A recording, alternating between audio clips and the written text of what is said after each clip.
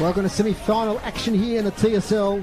It's October, but we love it because it's finals time here in the TSL in 2020. Massive clash today between Launceston and Lauderdale. A grand final spot is on the line.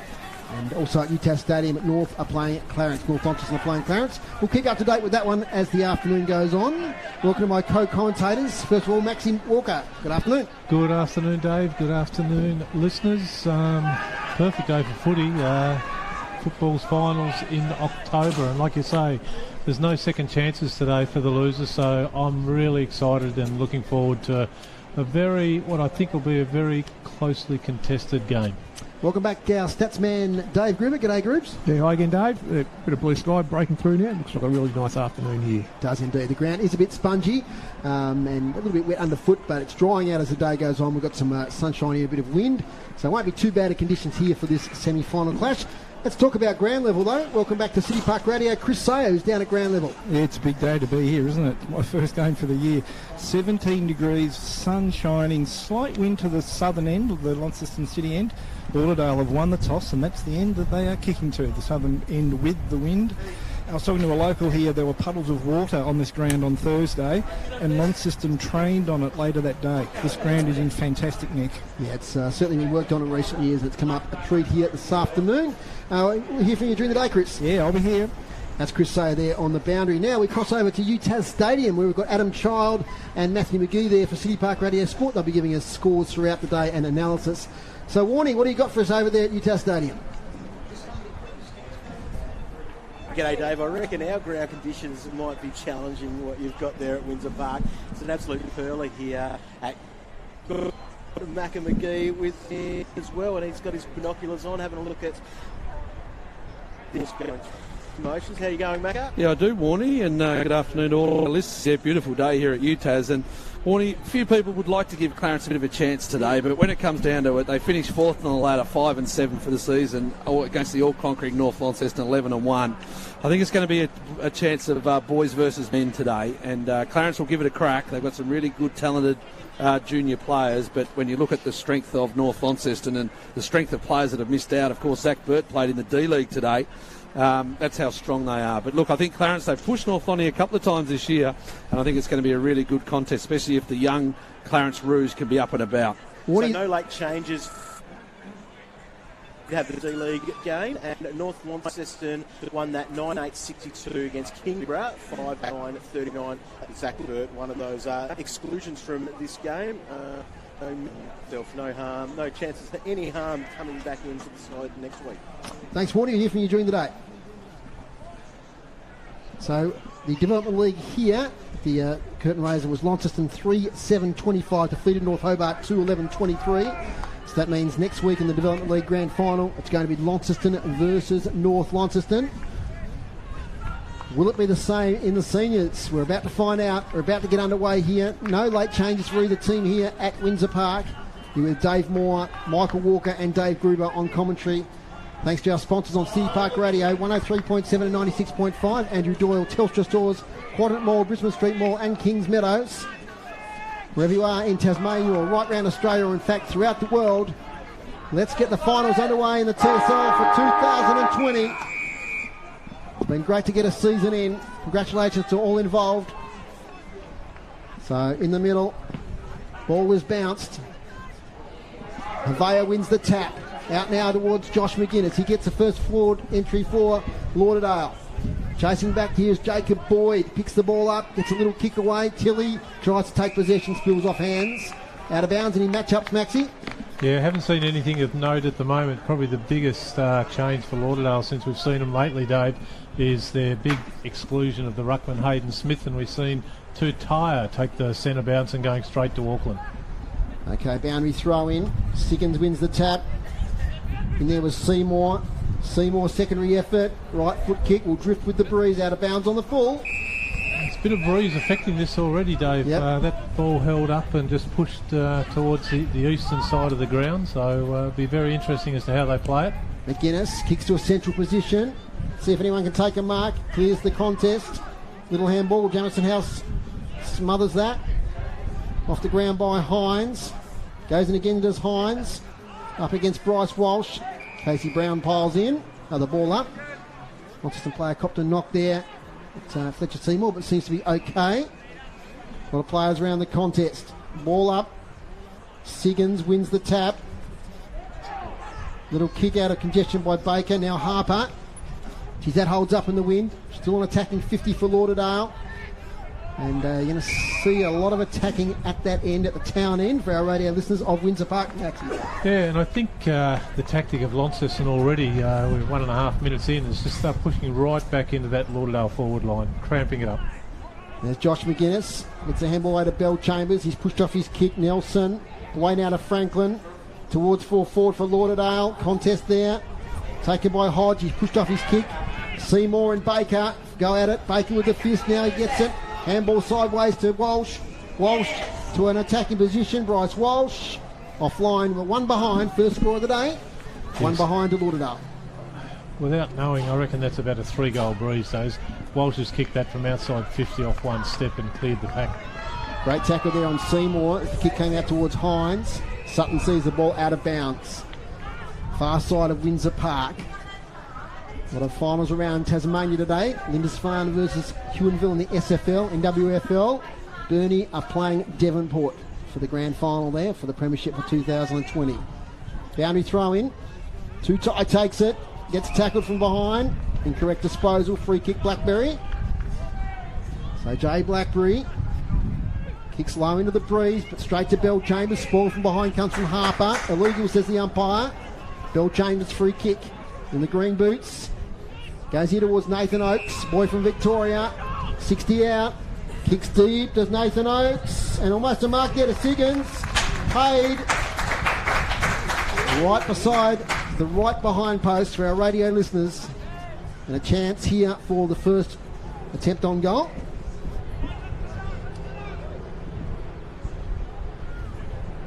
Siggins, left foot.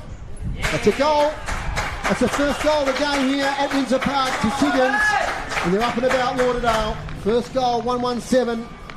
Launceston yet to score. Really good quick forward play then too, Dave. They didn't allow the Launceston players to flood back into the Lauderdale forward 50, and the kick from Oakes, as you called it, magnificent left foot kick, and found Siggins, who kicks a goal and goes straight into the middle for his turn in the ruck. Just let try and go, just one step really, just took the one step on the left foot, sailed through. So good start here for Lauderdale, gunning for another grand final appearance against North Launceston or Clarence. Depending on the other result, we'll get an early score from there, maybe at the next goal here, as Oakes takes it. Handball comes out now to Siggins again, influential player in the last few weeks. Kick goes wide, right in a contest there, falls back to Chug, this way, that away. Handball to right, not a great one, puts right under pressure. Tackled by Tyler Martin. Isaac Chug mops up. Players dive in, Chug a third effort. It's tackled by Tilly. So it'll be a ball up, 60 out. So umpire puts the ball aloft. Bell Chambers there. Little kick out of the congestion there by Dakin. Finds Riley, first involvement. Handball's off to Blackberry. Low kick, gets semi-smothered. Now chance for Raglione. Launceston player there tackled. It might be Thorpe. Yep, it was Thorpe. And Riley's had to work right up to the centre wing there, Dave. Very rarely in the last few weeks have we seen him outside of the forward arc, but he's had to work right up to the wing just to get a possession. Boundary throw in. Siggins gives it up though. Kicked inside 50 there by Tyrrell. First chance inside 50. Gronewagen's there. Ball flicks out. Chaos ball. Gronewagen knocks it forward. Chance here for the Blues. Resolute defence though from Lauderdale. We'll see a ball up, 35 out. 1-1-7. Yet to score. That's the scoreline with Lauderdale in front. So Siggins in the battle here with Gronewagen. Gronewagen front position, might have won it down. All player high tackle for Launceston. It'll be a shot on goal here to Thorpe. So a bit of a melee afterwards. Bryce Walsh in amongst it, as you'd expect, but the high tackle was on Thorpe now. It's might stretch him, Maxi. It might do, and it'll be a good judge as to how much Breeze is going to play a part in this game today, because he'll be kicking from about 45. Terrible kick. Goes short. Bell Chambers intervenes. Spills out towards Burge. Tries to handball away. Now Riley to space. Big contest there with Tim Jones. Met the ball hard. And now it's tackled to a standstill on Blackberry. Probably really unlucky then for Jones not to get a free kick. He attacked the ball really hard, and I thought he copped it a little bit high there, but the umpire thought otherwise. Siggins and Gronewagon, neither one wins a tap at all. Harper working hard. Poland takes the ball in the mud. See the big splash there. Out of the fence. Chance here for Nelson. He's up against Tyrrell. Spills out to Paul Freeman. Good little tackle there from Williams. Josh Williams off the ground. Attacking the ball there is Fergus Kenny, a youngster from Lauderdale. Won a couple of under-16 medals. And the best young talents at the Lauderdale Footy Club. Number 54, Fergus Kenny. Boundary throw in. Umpires today, Ben Bannister, Nathan Geeson and Sam Bridges officiating. Ball's a bit short. Auckland wins it to Dakin. Gets himself out of a tackle. Round the corner, Jones. Jumping for the ball there was Bell Chambers. He couldn't take it. He shovels out the back to Raglione. Raglione round the corner for Lauderdale. And there's a whistle on play as its ball is out of bounds. Something you don't see in Tassie football very often today is number 25 for Lauderdale, young Sam Burge. He's got the Zik cream splattered all over his face. So slip, slop, slap today, boys. And we're able to tell you apart from Bryce Walsh, which is a big benefit from wearing that. So thank you, Sam. So we've got a free kick on play. And it's going to Tim Auckland, or is it coming back to one of the on-ballers there? It's Tim Jones who's going to take the free kick. No, it's going to be Auckland. So confusion all round. Auckland gives it to Jones. Jones on the wing, runs his full measure. Sits close to the line here towards Riley. Shaw pushed out of it. Taylor to Harper by hand. Harper kicks a mile in the air. Thorpe underneath with Poland. Poland wins the tap away to Raglione. Now to Shaw. He clears it out. It's close to the line. Siggins keeps it in. But Baker sees the ball over the boundary line. You can see with that kick then, Dave, of Joby Harper's, where it, like you called it, held up in the wind, and I reckon it only went about 20 metres in length and probably 40 metres up in the air. Yeah, it's a blustery day. You see that boundary thrown right in front of us here. Went from left to right, big time. Oakes, nice handball to, that's Josh McGuinness, back to Oakes, classy player. Penetrating kick towards half forward, front position right. Kenny's in there, wins the ball. Does Kenny? Work by the young fella. If he might get a free kick. No, play on. There's a whistle on play now.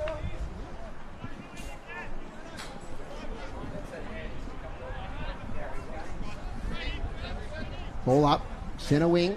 Siggins up against Auckland.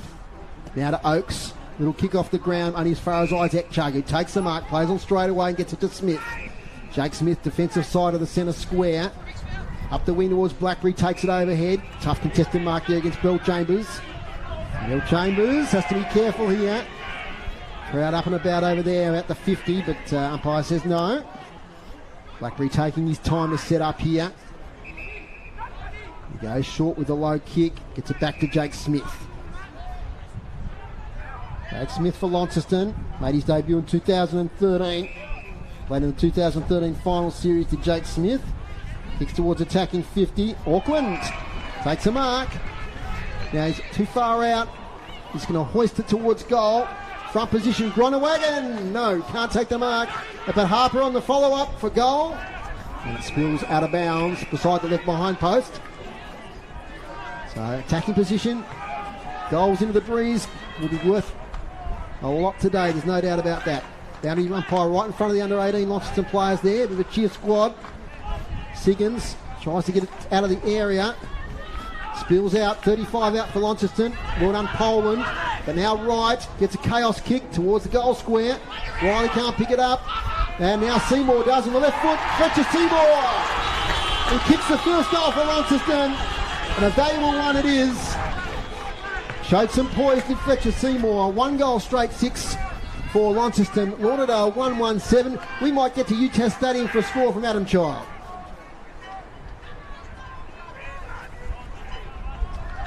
You there, Warnie? Not quite with us at the moment. No, they're not. Back to that goal Yep. that Seymour kicked then, Foz. Just his agility to size it up. The Lauderdale guys went to the right there as the way that he attempted to go, and he just ducked back in on his left and did it quite easily in the end. Good poise by young Fletcher Seymour there to put the first one on the board for Launceston. Ball's back in the centre. Certainly is. So let's see how Lauderdale respond. Ball comes out of the middle now towards Gronawagon. He kicks up here towards advantage of Seymour. Now it's with Poland. He gets the handball away to McGuinness, back to Poland. And now it ends up with Nat Franklin. Little kick into the centre now to Nelson. Nelson towards full forward. Tutai leads out. Gets his hands to it a couple of times. Can't take the mark. Now it's a chance. Tyler Martin leans back on a kick in towards the goal square. Little this way, that away. Richmond inside out kick, goal. Great goal, Harry Richmond. Classy finish there for the big fella. He's been in great form for Lauderdale. And it's 2-1-13 Lauderdale. Launceston 1 goal straight, 6. We're in the stream at the moment. We haven't got a scoreboard there, so I'll keep saying the score as often as I can. 2-1-13, 1 goal straight, 6, and a good answer from Lauderdale. A very quick answer from Lauderdale there, David. And Jamison House, really good spoil there on one of our favourites who we love calling Tutaya Havia. So he's got a big job today. We've seen Havia take the first ruck, but he hasn't gone back into the middle since that initial first bounce of the game, and been leaving the ruck work up to Siggins, whoever's in there has got their work cut out today against the two Lonnie big guys. Siggins, great big tap there as he rose high above Gronawagon. He gets the follow-up, little kick sideways towards the wing. Here they go now through Nat Franklin. He goes sideways. Picked up there by Connors. Boy from St Mary's near Geelong. He gets it forward. Tutai leads out. Bounces off his chest. It's in the back pocket for Launceston. Carmen defence now with Palfreyman. Palfreyman kicks to the wing. Finds Jake Smith, who's sort of playing that wing role today. Yeah, he's pushed out of the back line. He's lined up on the wing for the 3 goals that have been kicked so far, Dave. Leans back on the kick there as Jake Smith gets it to Dylan Riley. They're out here through Hines. Hodge takes the mark in the centre circles. The kick holds up the wind beautifully though for Jake Hines. He takes a mark, he's fair weight, slips as he tries to play on. Now he goes short, but it's a good little chip in there by Alex Heavey, the veteran from Lauderdale. Heavey to the centre of the ground. Good kick to Nelson. One of those classy players that Lauderdale recruited from Victoria. Nelson over the wing here to Richmond. Kick that last goal. Goes in short, kick, effective. Juggling mark there by Tyler Martin. They lead by 7 points to Lauderdale. Martin wastes no time. He kicks right down deep forward, clears the contest. Bouncing ball from Tyler Martin. Will it go through? Tyrrell does well. Gets back just in time to Dakin. Dakin out there towards Boyd. Boyd gets out of trouble, then kicks close to the line, but kicks well. And Timmy Auckland takes his second mark for the quarter. Probably his second mark for the year, I reckon. Yeah, Dave. look, that's what the coaches have asked him for, a bit more around the ground, and he's started pretty well in that regard. Palfreyman gets the handball out of Hodge, back to Palfreyman. Keep close to the boundary, Harper keeps it in. Oh, gee. See what, that's nearly out of bounds. It's out of bounds now. Out of bounds on the full, that is. Oscar Shaw has got the leading free kick. Back flank. Former Tassie Devil, Oscar Shaw. Long kick with the breeze. Jake Hines, another good judge mark there. Takes it, kicks it into the centre. Finds Musica, first involvement. Gets around Connors. Musica kicks inside 50. Low penetrating kick. Riley gets there first. Has he got time to get to Thorpe? He has. Thorpe centres it. Or Josh McGuinness drops a mark he should have taken. Blackberry gets it towards goal, but Raglione takes the defensive mark. 50 called the Lauderdale supporters on the balcony here. So Nick Raglione, former Clarence player, is going to settle things down. Take his full time up. And then kicks long to the outer side. Bouncing ball taken here by Tutil. The handball over the top to Chug. Chug on the boundary line. Intercepted by Belchamber. Ricocheting ball ends up with Bryce Walsh. His kick barely goes 15. Oh, gee, almost a mark there to Musica. Burge has got it, loses it. Heavey back to Burge. Lauderdale going forward. Josh McGuinness, handball sideways. Good one to Nathan Oakes. He showed some class in his first quarter. Oakes gets it out here towards Richmond. One-on-one battle here with Boyd. Richmond sells some candy. Has to retreat. Runs a full measure. Kick not great. Might work out okay. Evades Nelson. Smith can't take it. Reece Sutton gets a kick towards goal. Clears the contest. Bouncing out of bounds. A bit of frenetic message to play. Maxie, help me out here. I need a breath. Money on the line. I need a breath. Help me out. Absolutely. You've done really well there calling all that, Dave. And look, there's pressure at the moment from both sides. Everyone knows that there's no second chances after today for either of these two sides, and the pressure and the heat is on very early. Close to Lauderdale's goal. What can they fashion here? I think that was Tiggins off the ground. And behind there to Lauderdale. They go to 2-2, 14 to 1 goal straight 6. So pretty even at the moment. We get a better judge of the breeze, of course, at half time. As it comes out from fullback from Tyrrell to Miller Hodge. So Miller Hodge deep in defence. He's had a pretty good season with the Blues. Part of that tight defence that they've formed there, with this man here being part of it too, and that's Jacob Boyd, who takes the mark on the paint of 50 in his defence. So Jacob Boyd kicks pretty well into the breeze. Thumped away by Oakes, only as far as Smith. Sweeping handball to Palfreyman. Puts him under a bit of pressure. Gets the ball away towards Blackberry. Taps it on beautifully to Dakin. Gee, that was good by Blackberry. Dakin's kick's not great. Up to half forward, Riley. Oh, he's spoiled a bit there by Thorpe. He's got a second chance as Riley. Keeps the kick low. Nearly a mark there. Taken by Taylor to the hot spot. Who's there? Musica. Also Hines has got it. He spins out. Snaps on goal as Hines. That's a beautiful goal. What a snap there from Jake Hines. And that's the second goal on the board to Launceston. An important one too. 2 goals straight 12. Trailing Lauderdale 2-2, 14. We might try again to see if the boys are at UTAS Stadium. Warnie, are you there? You got me, Foz? Macca here. Yep, we can hear you there, boys. What do you got for us? Yeah, mate. Excellent start to Clarence here. 2-1-13. Goals to Darcy Gardner and Noah Holmes. North Launceston yet to score.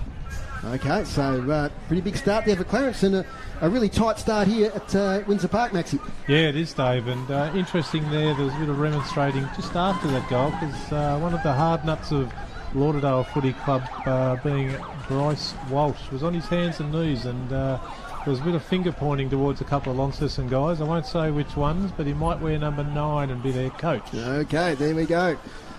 So Dakin takes the ball over here towards Seymour. Out the back, flips out towards Casey Brown. Inside 50, Baker's taking the mark. Nick Baker cruises off the contest. Kicks in the middle to Heavey. Nice delivery there by Baker. Now Heavey. Defensive side of the centre square. Kick is not a good one as it finds Miller Hodge. He marks against Fergus Kenny. He had a good first quarter, Hodge. He kicks wide towards Brody Palfreyman. Makes space out there in front of the Lauderdale dugout. Far side of Windsor Park. So Palfreyman plays on now. Umpire's invitation. Up here towards Josh McGuinness.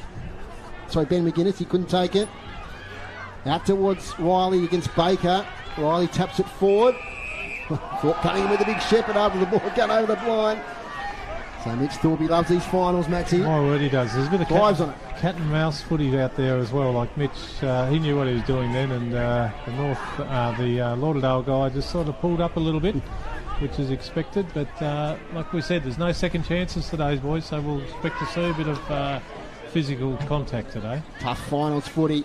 Dakin gets a kick away towards Ben McGuinness. Taylor hands it straight over to Oakes. Pressed with him in this first quarter. Nathan Oakes to the wing to his fellow Victorian Nelson in a battle there with Tyrrell. Tyrrell wins out. Nelson lays a good tackle. The handball's away from himself with Tyrrell. He's hovering over it. And as the umpire see this, ball up, and gee, that was a good battle there between those two players, Nelson and Tyrrell. And he played that really well. Like in the effects mic, you might have heard everyone calling out ball, but he actually handballed only in front of him because he was outnumbered 2-1 and held that up really well. So ball up. Smart footy. Auckland. So held up in the tackle. Going again.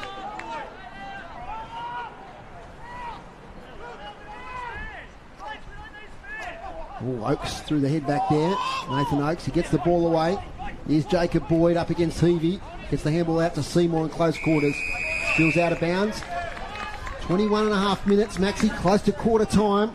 A goal either way here would be pretty interesting. It would be, Dave, and Launceston would be extremely happy if they can get that goal and not Lauderdale, because I would expect this to be a 2 or 3 goal breeze minimum, and it'd be interesting to hear from Chris at quarter time his thoughts about that. As the ball's flicked away, Seymour takes it. Little kick to Dakin. This way, that away. Can't keep it in. Bowdy throwing. Dominic Shaliro, the boundary umpire. Cast the ball in. He's on the eastern side of Windsor Park. 2-2-14 Lauderdale. Launceston 2 straight 12. Taken by Josh McGuinness. He loses it. Boyd to Auckland. To Seymour, who didn't have it. Umpire says play on. Boyd, though, gets it to Hines. Good first quarter. Oh, fantastic. Smothered there by Alex Heavey. Turnover. Fergus Kenny gets his handball straight though to Blackberry. Right on quarter time. Interesting contest in this semi-final. First quarter is done and dusted, and it's Lauderdale 2-2-14. Launceston 2 goals straight 12. Max, you got the goal kickers for us. I have, Dave. We'll give the home team first. We've got single goal kickers for both sides. We've got Fletcher Seymour with 1 and Jake Hines with 1 for Launceston. And the goal kickers for Lauderdale at quarter time, Sam Siggins 1 and Harry Richmond 1. Pretty even quarter that, Dave, on the scoreboard, but you'd give the points to Launceston just purely because we saw how much that wind was holding the ball up when Launceston were kicking against it, and some of the penetrating kicks of the Lauderdale team just off one step, and the quick kicks out of a pack, they're carrying an extra 5 or 10 metres to what everyone would normally expect, and it's caught a few of the Launceston defenders out, and probably the only guy from Launceston who judged the wind really well was Jake Hines. That mark that we took out here in front of us there, you know, the Lauderdale bloke just forgot about the breeze and started run back towards goals to defend it, and Hines just sat back off him a little bit, and the ball dropped in his hands, and unfortunately it wasn't the best kick from the mark that he got, but he read the ball very well. So pretty even first quarter overall. And Maxie, the stats reflect that, because hit-outs at the moment, Lauderdale 10 to Launceston 9. Clearances 12, Launceston 7 to Lauderdale. Inside 50s 10 to the Blues, 9 to Lauderdale. Just that 1 mark inside 50 for each team till quarter time. And free kicks, just 5 free kicks in the first quarter, 3 to Launceston, 2 to Lauderdale. We'll take a short break here from the streaming on City Park Radio. When we come back, we'll have Warney and Macca from UTAS Stadium. The score here at quarter time, Lauderdale 2-2-14, Launceston 2 goals straight 12. Hi, Andrew.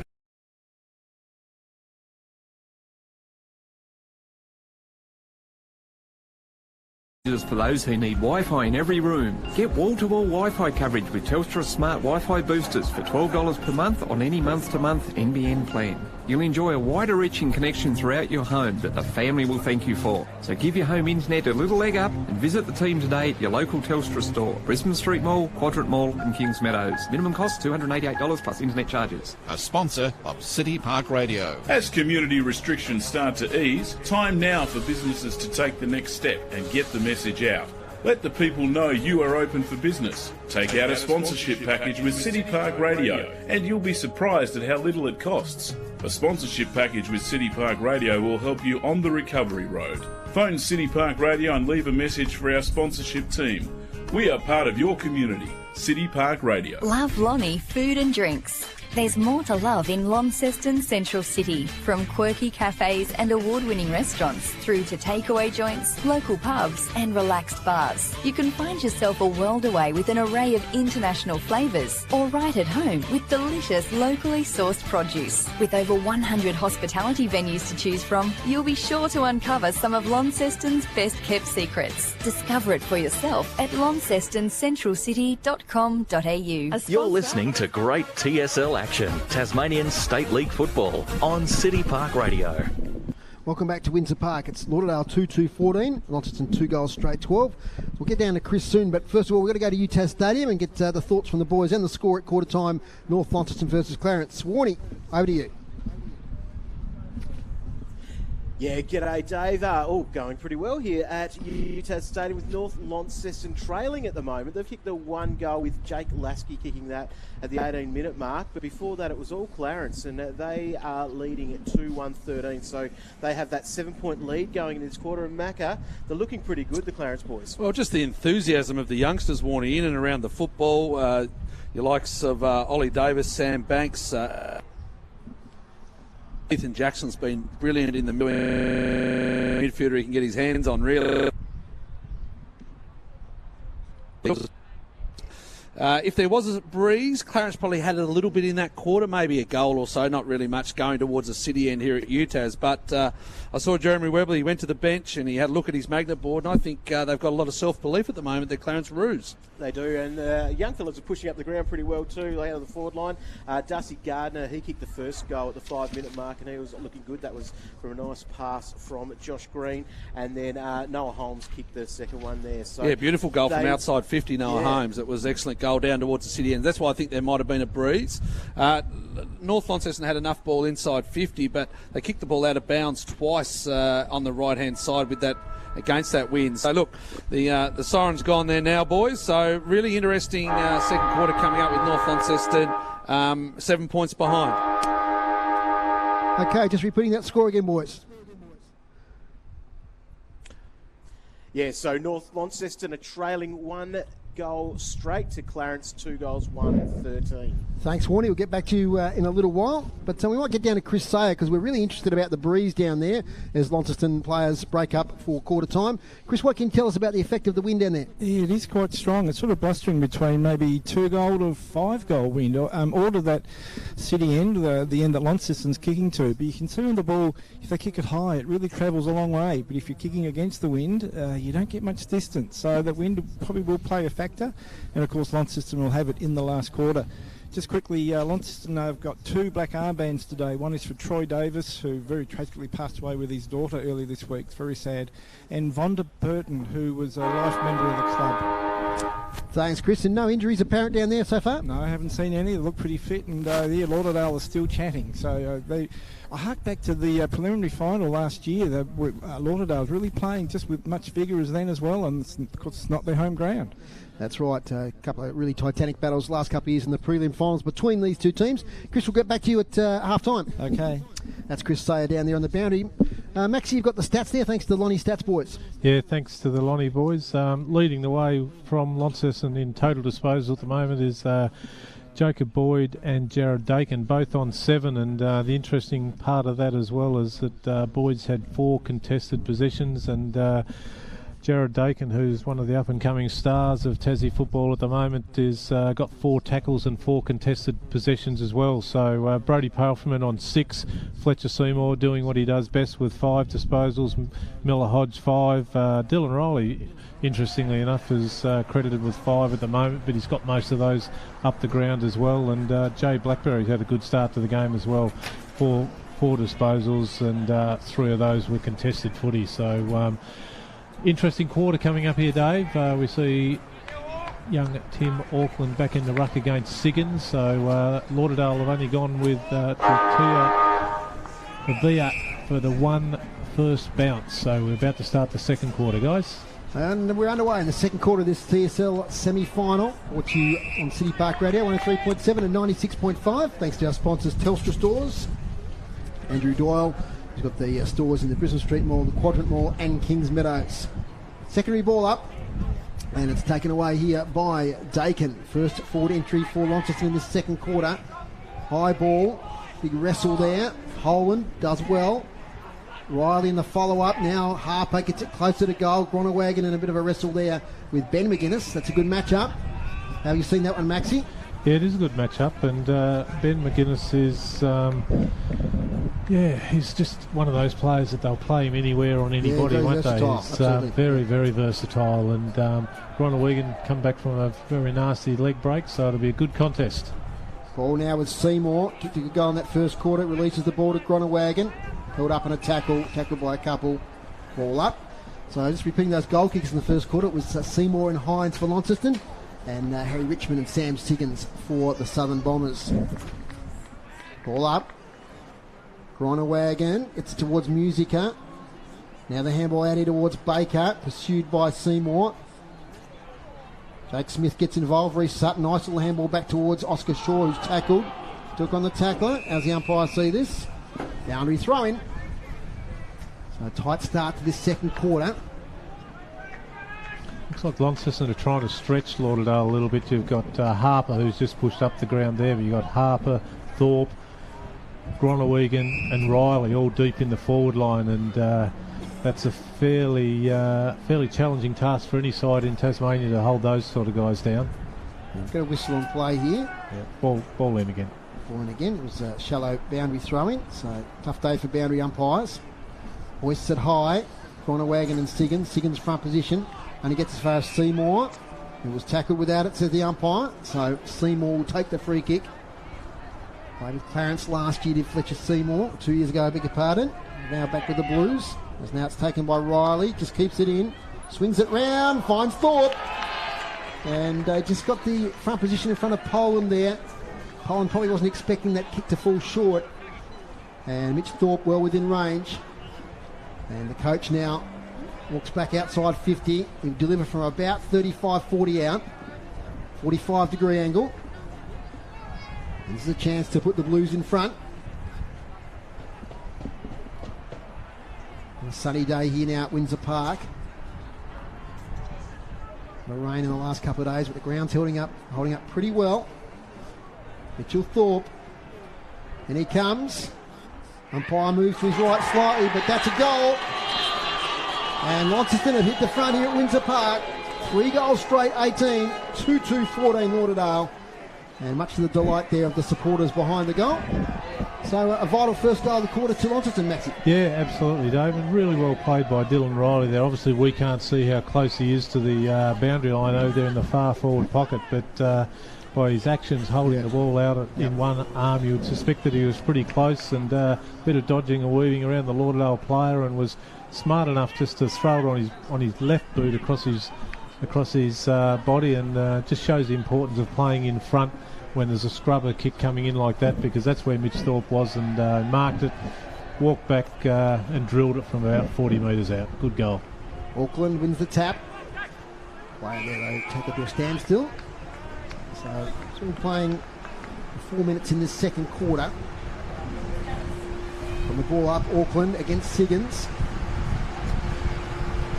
So the big bus comes past here at Windsor Park, right in front of us, taking the North Hobart boys home. And they're down by just a couple of points in the D-League earlier. Oh, now there's a big clash there. Hines and Bellchambers, the 221s. Free kick to Bellchambers. A kicking in danger thing there against Hines. Bellchambers, low kick, but only as far as Harper. Now, what's their plan going with the Breeze? It's going to be to drill it long. It is. That's what Harper does. Up here towards Gronewagen, front position. Chance Riley, can't quite take it with him. Gronewagen spins, gets a funny old kick. Riley, if he gets clear, he's dangerous. He does. His kick's offline. It's bouncing. And it might hit the behind post. Yep. Out of bounds. So those watching the stream, you could probably see a sizable contingent there. I think it's the D-League and the Under-18 Launceston boys are all gathered together. And they change over each quarter to the goal that Launceston kicking to. So expect a big cheer when they go through. Gronewagen and Siggins again. Here's Hines hovering, breaks a tackle, handball Blackberry. Wasn't a great one, put Blackberry under pressure at his bootlaces. They've still got a chance here, the Blues. Seymour tries to get free, he does. Harper, inside out, hits the post. So opportunity there for the Blues. They go to 3-1-19, Lauderdale 2-2-14. Lot of heat in the game still, Dave. Yep. Pressure kicks, hotly contested ground balls. Exciting to watch, and I hope the listeners and the viewers are enjoying it as much as what we are at the moment. It's a good game of footy. Long kick out from fullback. Here's defensive 50. Oh, Harper nearly takes a mark. He gets a free kick. So he'll drill it back in, will Joby Harper. He's been pretty influential so far. Didn't quite catch his quarter time stats there. We'll get to you in a second, Maxie, but as Harper Kicks towards the goal square. That's a great mark. Taken there by Joe Gronewagen, rising over the back. And he's back in TSL footy as Joe Gronewagen after a long absence. And that was a fine contested mark. Great grab in the goal square and a really good contested mark by Harper on the half-forward flank, and the importance of kicking the ball just to the top of the square and letting your big guys get a grab at it. And Joe Gronewagen, as he snuck it in, he has inside the left-hand goal post. And that's the second goal of the quarter for the Blues. They're starting to get on top here at Windsor Park. They go to 4-1-25, Lauderdale 2-2-14. And for a player that's been out for a long time, that's a real confidence booster to take a mark like that. Oh, absolutely. He's, third game back for the year. I think he played one in the D-League, and this is his second in the seniors. So, really quality player. Has played in a premiership, I think, for them previously in the NTFL days, was it? When they were playing there? Yeah, he certainly did. Yeah, he's been around the scene. I mean, he was a standing junior player. Yep. Inside 50s, Dave. Groups, what do you got there? 4 to Launceston this quarter, 9 yet to Lauderdale. Yeah, they're struggling to get it past centre-half forward, Lauderdale, into this breeze. Nathan Oakes, beautiful kicks by Nathan Oakes. He finds Tilly, Sam Tilly, wheels and goes. Kicks inside 50 now, chance for Lauderdale, too tight with a big fist from behind. They clear it out to the Lonnie defence, only as far as Reece Sutton, who takes a diving mark. The veteran from Lauderdale here, distance will test him. He's got a player in short who's very loose and takes the mark, and that's Nat Franklin. And he is probably within range, even into the breeze. Takes the glove off. So Nat Franklin, he's right in the prime of his career with the Lauderdale Footy Club, ex-Hutchins student in the schoolboy footy days. He's about 40 out, slightly right of centre. Nat Franklin for goal. It's drifting to the left a little bit, and it's soft line. In fact, it hits the behind post on the full. Be a relieving free kick. We might quickly get to UTAS Stadium if you're listening, Warnie, and give us a quick score there. North Launceston versus Clarence. Yeah, North Launceston just kicked the goal there through Taylor Whitfield. Nice one on the left to bring them to their second goal, 2-1-13, and Clarence, they kicked the goal earlier, and they're 3-1-19, 6-point lead to Clarence. Thanks, Warnie, as we're back underway here. Long kick towards the wing, bounces out of bounds. On the full, I think it was, Dave. So bounce over the line. Thank you there, Maxie. Gee, that's a strong start from Clarence there at UTAS, Maxie. Yeah, it is. And like Macca said prior to the game, they've got a very good influx of young, exciting players who... a lot of bright future there for Clarence in the coming years if they can keep them together. Kick goes towards attacking 50 for Launceston. Little kick out of the contest. Now it's with Harper. He stands up. They're just going to get it forward this quarter, Launceston. That's their tactic. They're not going to muck around with it. But it's a bit of a turnover here. Chain of handballs comes back to Baker. Over now towards Poland. Will Poland takes the mark. Former Tigers player. He's found a niche in that Lauderdale defence this year. Kicks a short one here to Josh McGuinness. And Josh McGuinness at half back. 9 minutes into the quarter. Comes towards Oakes.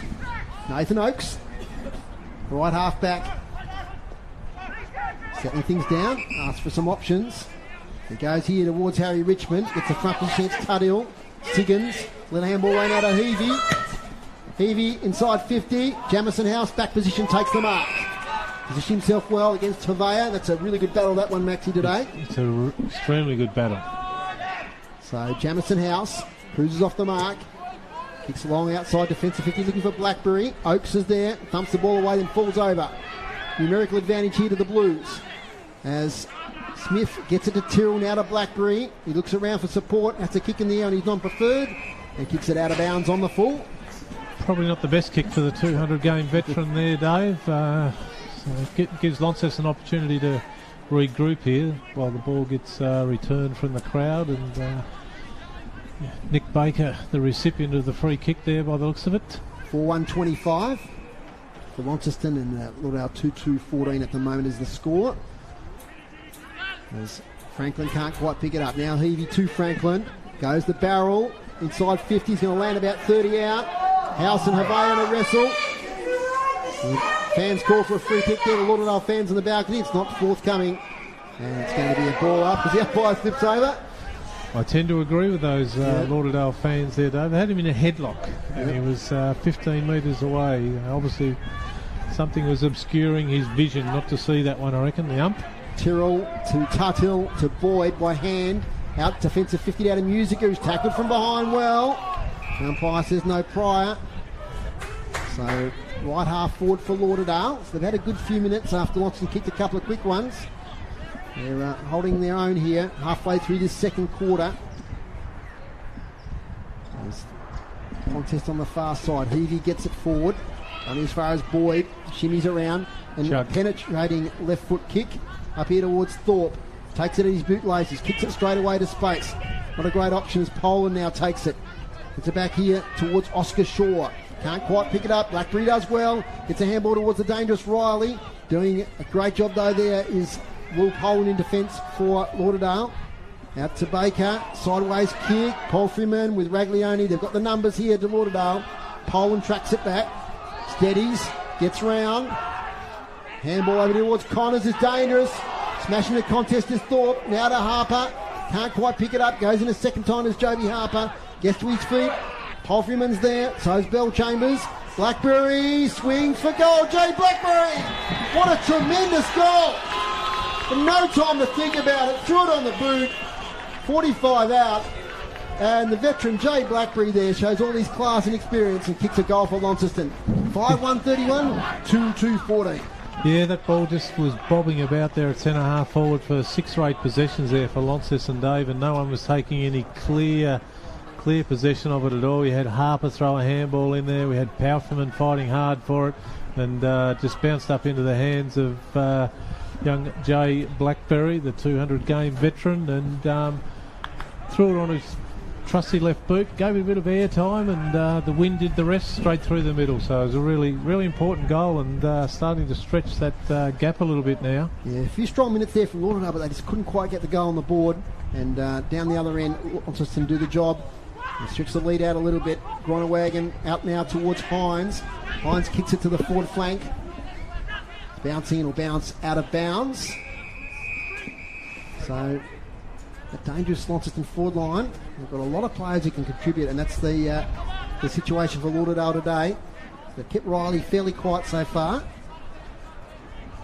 but as we know, he can explode at any time. Can Dylan Riley? There's the boundary throw in on attacking 50 for the Blues. Spills out the back to Taylor, now to Jake Smith. He kicks it towards the goal square. Getting back though is Will Poland, who's one of the best so far for Lauderdale. Releases Raglione. Raglione's in the back pocket for the Southern Bombers. Sums up his options. He goes forward. What went over his shoulder there was free kick to Tilley. Good decision by the umpire. Young Sam Tilley, he was impressive in the North versus South under-18 game a week or two ago. Impressed with the young man from Lauderdale. Kicks up the wing. Off hands. Kick out of the contest as he always does, like that Harper. Swings it to Thorpe. Slips over a little bit, left foot. Up here towards Riley and Seymour. Riley can't quite take it. Good work there from Baker. Kicks it off the ground. Important contest there, Seymour. Sutton joins in. Baker again, does well. Gets the handball out. Luke Nelson's tackled from behind. Turnover. Casey Brown, quiet so far. Does a good job, gets it to Jones. And Tim Jones, with the breeze behind him, marks 45 out, pretty much directly in front. Just having trouble, aren't they, Maxie, clearing that back 50? Yeah, Lauderdale, they're just, they've got the numbers around the ball. There's plenty of support there, but it's just the pressure being applied by the Launceston guys. You see Jones, Powerful and Casey Brown on that occasion. Tim Jones for goal. Umpire likes it. That's another goal to the Blues. That's their 6th and their 4th for the quarter with the breeze. 6-1-37 to Lauderdale 2-2-14. Margins 23 points. We might get to Adam Child at UTAS Stadium. Yeah, guys, now it's all North Launceston in the last 10 minutes or so. They've kicked the last 3 goals. They're now leading 4-2-26 to Clarence 3-1-19. Goals through Daniel Withers, Tom Bennett and Taylor Whitford there have got them right on top. I don't think the ball's gone past the halfway mark in the last 10 minutes as we see a shot on goal to North Launceston and a miss there. Thanks, Warnie. So both northern teams getting on top in their respective semi-finals. Long way to go, though. And Lauderdale, though, Maxie, they'll need to respond pretty soon. Yeah, they'd be really keen to get 1 or 2 goals. We've got, 15 and a half minutes gone, Dave, in this second quarter. As we see Dakin getting tied up in the middle there by big number 5 to Tyre Hervia. I'll get his name right by the end of the day, Dave. I've pronounced it every possible way there could be so far. Tutai takes it from the contest, kicks it inside 50. Nathan Oates wrestles free. He'll kick it off the ground. He picks it up. Sideways handball, only as far as right. Great tackle, Fergus Kenny. Right, might be in trouble here. Oh, you're going to push in the back. So Tyler Martin there, falling to the back there off Alec Wright. Groups inside 50s this quarter, please. Inside 50s, 8 to Launceston, 4 to Lauderdale. Okay, so 8 to 4. Clearances? Clearances, 6 to Launceston, 5 to Lauderdale, and the good battle in the ruck still continues there with 8 to Launceston and 7 to Lauderdale. So Miller Hodge kicks it wide now to Hines. His form was built throughout the year. Hines to the wing, taken by Casey Brown. Casey Brown is going to settle things down. Off he goes. Funny old kick, but gets distance. Riley beats him. Nick Baker's there. Harper tries to wrestle free. Might have been caught with it. Play on. Sutton. Taken Palfreyman. Good tackle back there from Ben McGuinness. Still a chance for Launceston. As Palfreyman gets it back to Dakin. Dakin swings in towards goal. Nice thump away there in defence. Tim Jones tries to launch on goal. Dylan Riley, he does, and he scores the goal. Another goal to Launceston, the first today for Dylan Riley, and they go to 7 goals, 143, leading Lauderdale 2-2-14. So a 29-point difference. And Dylan Riley, gee, I mean, he makes those sort of things look easy, doesn't he? But they're tough shots. They are very tough shots, especially when you're surrounded by opposition backmen there. But he does it so effortless. He's like the old saying, a cat on a hot tin roof, Oz, because he just keeps his balance. He's very agile, very quick, and he's not short in stature either, because he's playing a key forward position. And well, he's kicked the bag full several times this year, and we've been lucky enough to watch it, and that's why he's won the leading goal kicker in this very challenging season. So free kick from the centre contest. It's going Launceston's way. Holding free kick. It's going to Jake Hines. By the way, Max, you've got to do a 3-2-1 today, so be thinking about that during the day. As Hines up towards Thorpe, who takes the mark. In front. Takes the strong mark as Mitch Thorpe. That's vintage Thorpe there as the ball came in from Hines. And Maxie, it's obvious the game plan is they're not going to muck around on the flanks. We're just going to pump it in and back our forwards in. Yeah, they are, and both sides have gone into the corridor quite a bit. It was very evident by Lauderdale in that first quarter, kicking with the breeze as well, that they didn't want it out wide. But to Launceston's credit in this quarter, as we see Thorpe run in. And it's another one. It's another one for Launceston. Mitch Thorpe. That's their 8-1-49, leading Lauderdale 2-2-14. And that's Mitch Thorpe's second goal of the quarter. We'll check out what's happening at UTAS Stadium with Adam Child. Yeah, we're getting towards the end here of the second quarter, and North Launceston is still holding on to that 8-point lead. No scores since our last cross. And yeah, North Launceston 8 points, 4-3-27 to Clarence, 3-1-19. It has been all North Launceston pretty much this quarter after the first goal to Josh Green at the start of the third. But yeah, North Launceston getting on top, not totally hitting the scoreboard as they'd like to, but they are on top here at UTAS Stadium. They Swanee in the middle at Siggins, and Auckland wins the tap, coming out to it is Musica, kicks it off the ground. Now it's sort of half forward for Lauderdale. Tim Jones kicks wide here, looking for Blackberry. Spoil from behind comes from Connors. In fact, it was Raglioni who sees the ball out of bounds. So 6 goals in this quarter to the Blues. And we've been playing about 21 minutes. So maybe a bit of time left yet. But they've really opened this up. 35-point lead. Lauderdale are going to have to big third quarter with the breeze. They've got the firepower to do it. We'll have to wait and see as it's another stoppage here at left half forward for the Blues. I'd like to see Winter put Bryce Walsh into the middle. He's playing forward pocket or half forward flank at the moment, just having no impact on the game. Like, you've got a guy who can change a game with his just strength and football smarts, and just not getting the ball to him at the moment. So he's being a bit wasted. Nick Connors kicks the ball forward here for Lauderdale. There's Bryce Walsh right on cue, but he can't pick it up as Isaac Chugg swings it forward. Seymour has Musica cruising by. Musica gets away from Connors, kicks inside 50 to Riley, who takes the chest mark, thinks about playing on, and then he says, hold it boys, I'm going to have a shot at it. So coach telling him to take his time. He knows there's only a few seconds or less than a minute or so possibly in this quarter left, so wants to make every opportunity when we can kick a goal. Don't waste them, guys. So Dylan Riley, this will be their 7th goal of the quarter. He's 30 out. Tough angle. Great shot on goal again from Dylan Riley. 2 classy efforts in the last couple of minutes. And as I said, that's the 7th goal of the quarter for Launceston. And they're out now to 9-1 at 55, leading Lauderdale 2-2-14. The margin is 41 points. And look, Michael Music has really added to this combination, hasn't he? Just a really classy effort then, and great understanding to get the handball to him. And then use his pace to get away from the contest, and a pinpoint pass to Riley. Yeah, it was a great kick, and just you made the call there. Difficult angle for Riley to kick that goal. I don't think there's a difficult angle for that guy, because we've just seen him kick him from everywhere all year for every game that we've had the pleasure of watching this year, Dave. So he's on fire at the moment, the two Launceston key forwards in Thorpe and Riley, as we see the umpire. First bad one for the day, so that's a really good effort to nearly to half time for the boys. It's not easy for them either, trying to bounce the ball in these conditions. And Darren Winters obviously listening to you, Maxie, because Bryce Walsh has got into the middle. And mixed it up a little bit. Maybe a little bit too late for him, though, I think. Auckland, now what's the umpire's decision here? Yeah, Nathan Oakes held Hines there. So, Hines free kick. Might have played advantage there as Auckland did get the ball away. Anyway, Hines, there's the game plan again, straight down the middle. Thorpe front position. He flies too early. Taken there by McGuinness. Little handball. Still a chance for Lauderdale half back if they can clear it. It's good defensive pressure there from the Blues. And Walsh. Yeah, and Launceston are really content to just draw people up to the ball.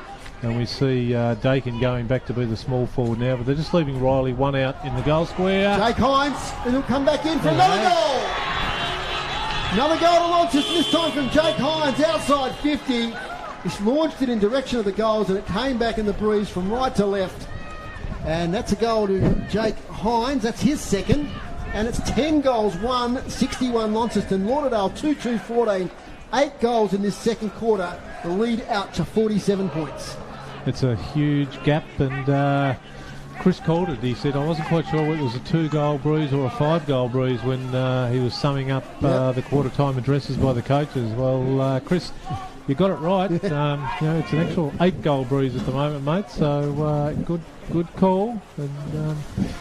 And long way back at the moment, but it's not even half time. So let's not write this Lauderdale team off. There they go, Bryce Walsh. Out with Connors. Back to McGuinness.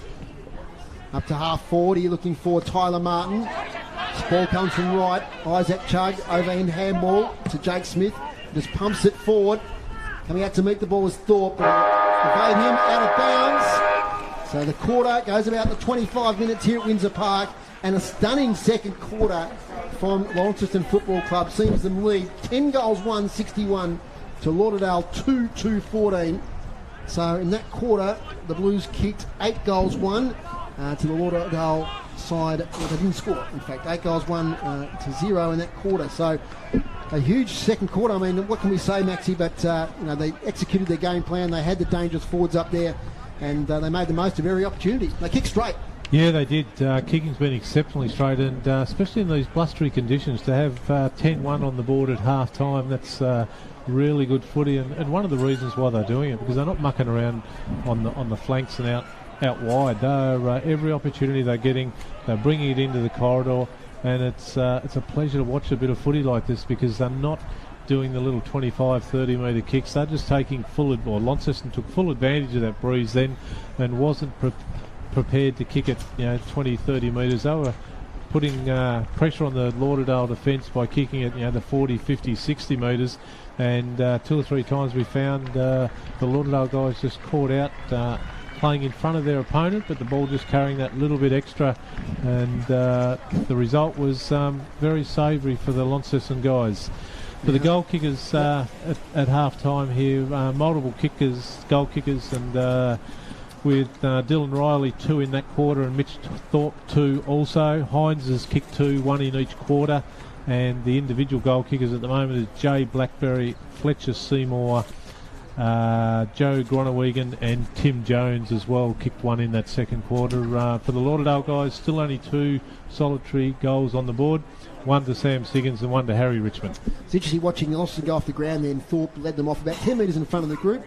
Didn't say too much, but took the players off the ground. We've got Adam Roy Davey just passing in front of us from the presence of greatness here at Windsor Park. He's just, of course, one of the traders. We've got the other one of the traders, another great one, of course, at UTAS Stadium, Adam Child. But, 10-1, 61 Launceston, Lauderdale 2-2, 14.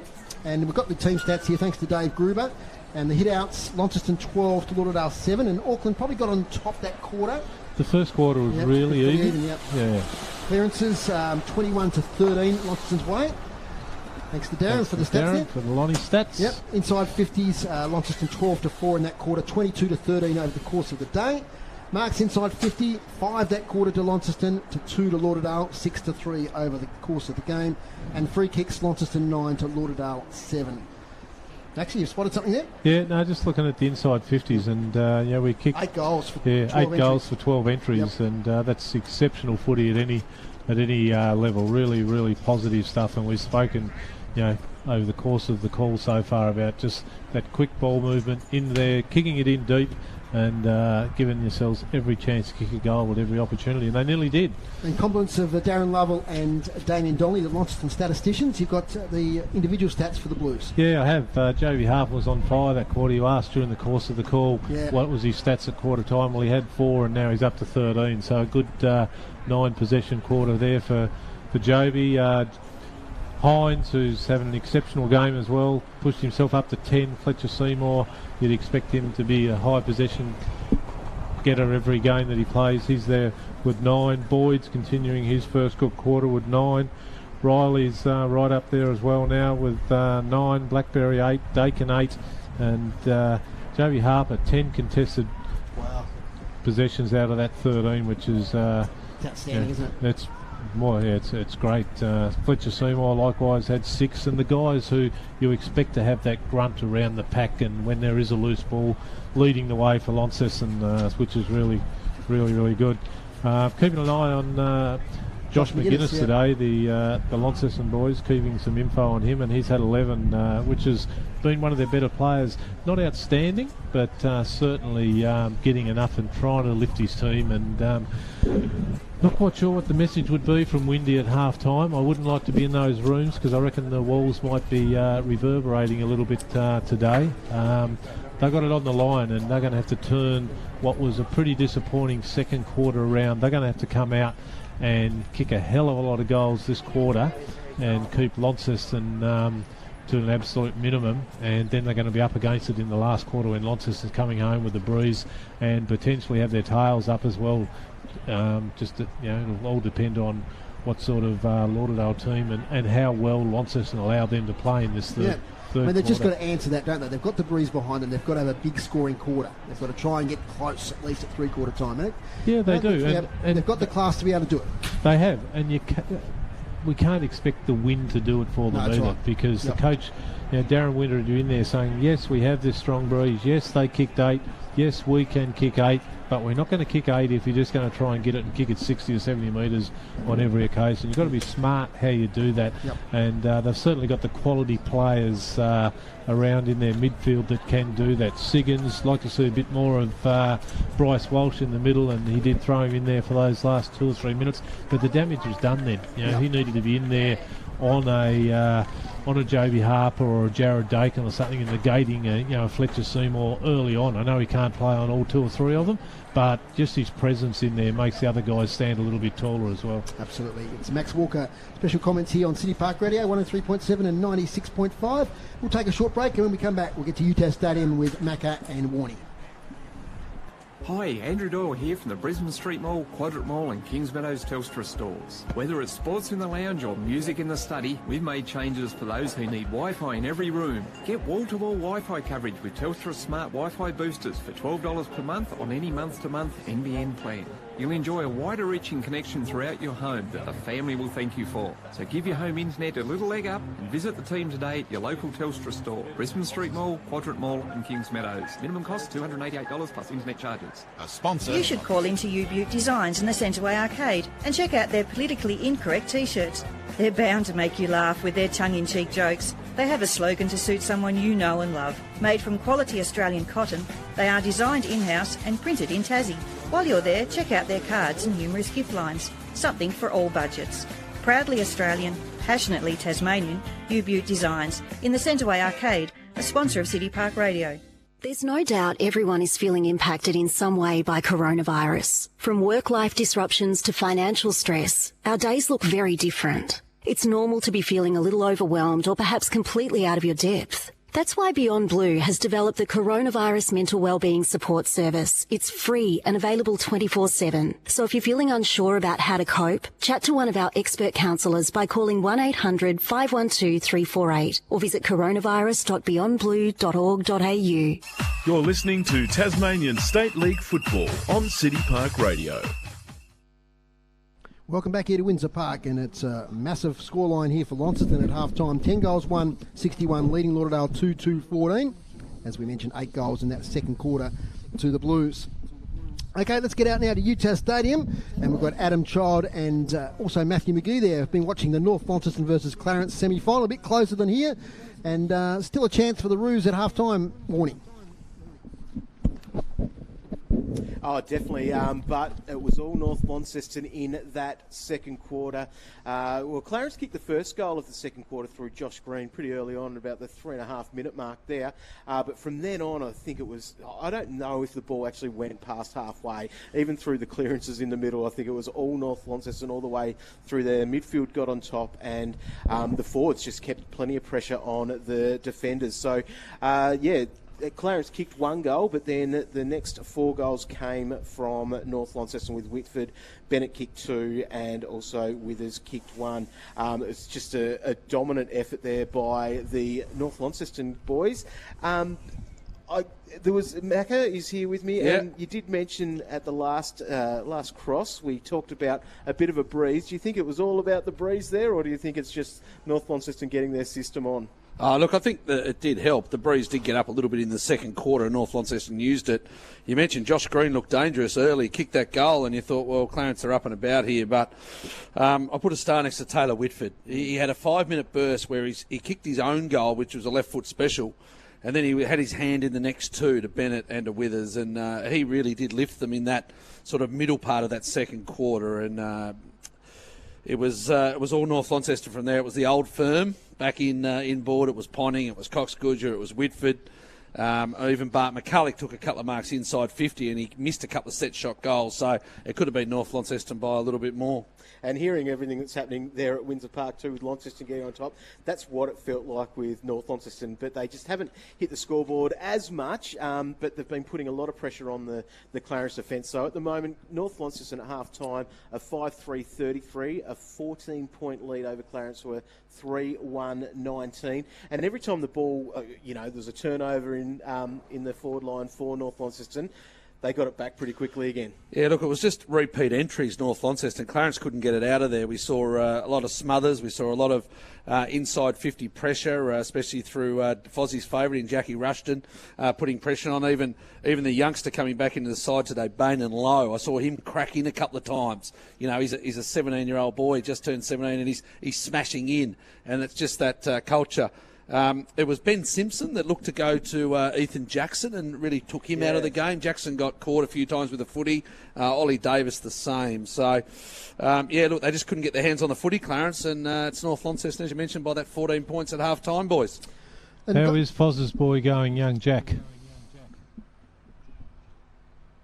Well, it looked as though he was going to have a shot at some stage there. He pulled the trigger inside 50, got smothered. But no goals at this stage, but good forward line pressure. And all the goal kickers to half-time, boys? The same. Jay Foon is getting... Yeah, so the goal kickers to half-time to North Launceston. The first one went to Jake Lasky. Then it was Taylor Whitford, 2 to Tom Bennett, and 1 to Daniel Withers. And for Clarence, it's all singles to Darcy Gardner and Noah Holmes in the first quarter, and Josh Green, 1 early one in the second. What do you think Jeremy Webley can do to get the Roos back into the game? The margin's not insurmountable, but they're going to have to change things around. Yeah, look, a little bit of breeze will help. It's just getting their hands on the footy at the stoppages. But when you look out there and you see Bradley Cox-Goodyear, Josh Ponting, Alex Lee in the ruck who's just feeding them, it's pretty hard to get their hands on the footy. Mark Walsh too. He's Mark just been very good around every contest. It's the first time you've seen... So just get their hands on the footy. We saw... Sorry, Macca, keep going. Sorry, Foz. I was going to say, it's the first time you've seen Clarence this year. Yeah, no, I was just saying, it's just...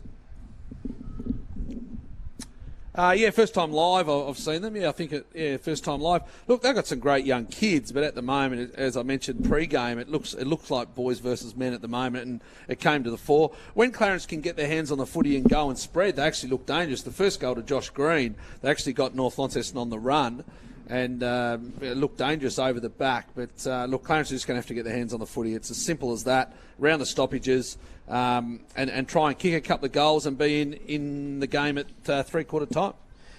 Any major injuries to either team that you could see? No, look, Ponting went off just with a bit of a facial injury. I think he got driven into the ground face first, and I think he might have had his nose splattered a little bit, but he was up and walking along the boundary line. That's all I've noticed, Warnie. Yeah, it's all been pretty clear. And I guess that even the game hasn't... It's been a bit of rough and tumble and plenty of tackles all the way through it, but I don't think anyone's sort of coming off looking second best in any contest. It's been fairly free-flowing for a lot of it as well, while the pressure in the North Launceston forward line that they're putting on at the Clarence defence, it's been they've been able to control the ball pretty well. Yeah, definitely. They just can't get it out of their defensive 50. But look, this little breeze will help. It's going towards the city end of the ground, sort of pushing over towards the railway wing side, but... Look, I don't think it's going to have much effect on too much. It just held up a couple of times when Clarence looked to go out of defensive 50. So just repeating the score here, boys. It's North Launceston 5-3-33 to Clarence 3-1-19 as the umpires enter the arena.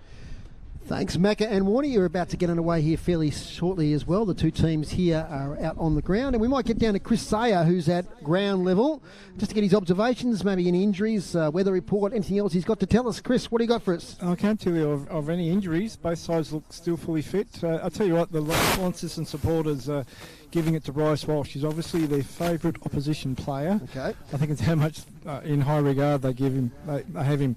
I think Lauderdale will be ruining their first quarter as well as the second quarter. They should have used that scoring end a lot better. The wind is still there. Sun's going in and out behind clouds, so that wind is still a big factor in this game, and it's up to Lauderdale to see what they can do with it this quarter. Really strange that we can report also cricket score, because it's the first week into the Sheffield Shield. Really, go for it. So Tassie are 4 for 138, playing Queensland in Adelaide, and Ben McDermott 72, so he's had a good innings, and Jake Dolan's just got out for about a dozen or so. Tim Payne just come to the crease, so Payne is playing for Tassie. It's good to see. Fantastic. Thanks, Chris. We'll hear from you again at three-quarter time. Okay. And just behind us too today, there was due to be a Cricket Tasmania Premier League game between the Greater Northern Raiders and University, but unfortunately the rain intervened with that one, or the wet ground intervened with that one. It was under a lot of water this morning when we got here, so no play today in that game. Greater Northern Raiders versus University. Keeping you up to date here, we must mention the Development League scores from earlier today. So North Launceston 9-8-62 defeated Kingborough 5-9-39. They win by 23 points. And a real thriller here at Windsor Park. Low scoring, Launceston 3-7-25 defeated North Hobart 2-11-23. So inaccuracy there might have cost the Demons. So the Development League next week will be Launceston and North Launceston. if these results today stay the same at half-time, it will be the same in the TSL, but we've still got some footy to play as the two teams are back out on the ground. They're separating, the umpires have entered the arena, and we won't be long away from a start here at Windsor Park. Hope you enjoy it here on City Park Radio, 103.7 and 96.5. We thank our sponsor, Telstra Stores, Andrew Doyle, Quadrant Mall, Kings Meadows, and Brisbane Street Mall. It's been great bringing all the TSL action throughout this year. Of course, we've got the grand final next week, the TSL and the TSLW. Speaking of which, Launceston this morning had a win over North Launceston in the TSLW, so they're through to the grand final next week. And Glenorchy had a narrow win over Clarence in the other TSLW semi-final. So next week, it's the Pies versus the Blues before the TSLW crown for 2020. Take a breath, Dave. Maxie, second half. Can Lauderdale meet the challenge? Well, Dave, we'll know in about 20-23 minutes, I reckon, as to what they can throw at this team, and just peg that back to an acceptable margin where it could give them some confidence at three-quarter time going into the game, knowing that we're still a chance. So at the moment, we see the big guy back in the middle to Tyre Havia, going in the ruck against Tim Auckland, who's been very impressive today. It's probably one of his better games, and probably giving him a lot of confidence should they get through to next week. But Lauderdale, look, they've just got to keep pressing forward. Don't muck around on the outside. Go straight down the middle. Give those key forwards of theirs every opportunity, and keep themselves in the game at three-quarter time. Third quarter action here at Windsor Park. First knockout from Auckland to Harper to half forward. Great mark there by Josh McGuinness at centre half back. Give you NWFL score in just a moment. As sideways to Franklin. Nat Franklin takes the mark. Off half back. Kicks wide here towards Siggins, who takes the mark. So Siggins, good first quarter, kicked a lovely goal early. Kicks inside 50, bouncing ball with Hodge. Hodge kicks it, but it's intercepted. And a chance here for Lauderdale. It's like Tyler Martin over there. In fact, it is the number 26. And he'll line up well within scoring distance. Man on the mark, about 40 out. Pretty much have the breeze right behind his back there, Dave, because it tends to be sort of blowing over to the balcony side of the ground, which is where we're situated. So he's blowing straight in behind him. Should be a relatively easy shot, I would have thought. Tyler Martin, left foot, does pretty well, and he puts it through. Third goal for Lauderdale. That's the start they wanted in this third quarter. And good work there from Tyler Martin. Intercepting mark, 10-1, 61 Launceston. Lauderdale 3-2-20, margin back to 41. So they've just got to keep counting down and chipping away, don't they? Yep, that's all they've got to do. It's no good getting too far ahead of themselves and looking at the scoreboard and saying we've got 10 goals to catch up. They've just got to catch up one at a time, which is pretty obvious mathematics, but you can only kick one at a time, Dave. That's right. But it's no good getting too far ahead of yourself in a game like this, and the same could happen to Launceston. If they get too far ahead of themselves, we could find the Lauderdale Bombers going bang, bang, bang, and all of a sudden we've got a close contest again. Tutai Avea wins a tap in the ruck towards half forward. Tilly couldn't pick it up. Now the kick is swung towards half forward towards Oakes, front position, knocked away by Boyd. Picking up the ball is Hines. In fact, it's Chug who takes the ball, kicks towards half forward. Dakin there with Josh McGuinness. Good contest. Musica on the follow-up. Swings the kick inside 50. Thorpe front position. Takes it. Up against Nick Baker. He got to the drop of the ball. Now he plays on. Kicks short as a player in Blackberry.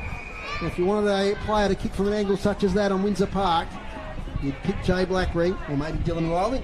Take a toss-up there, but Jay Blackberry has got it. 30 out.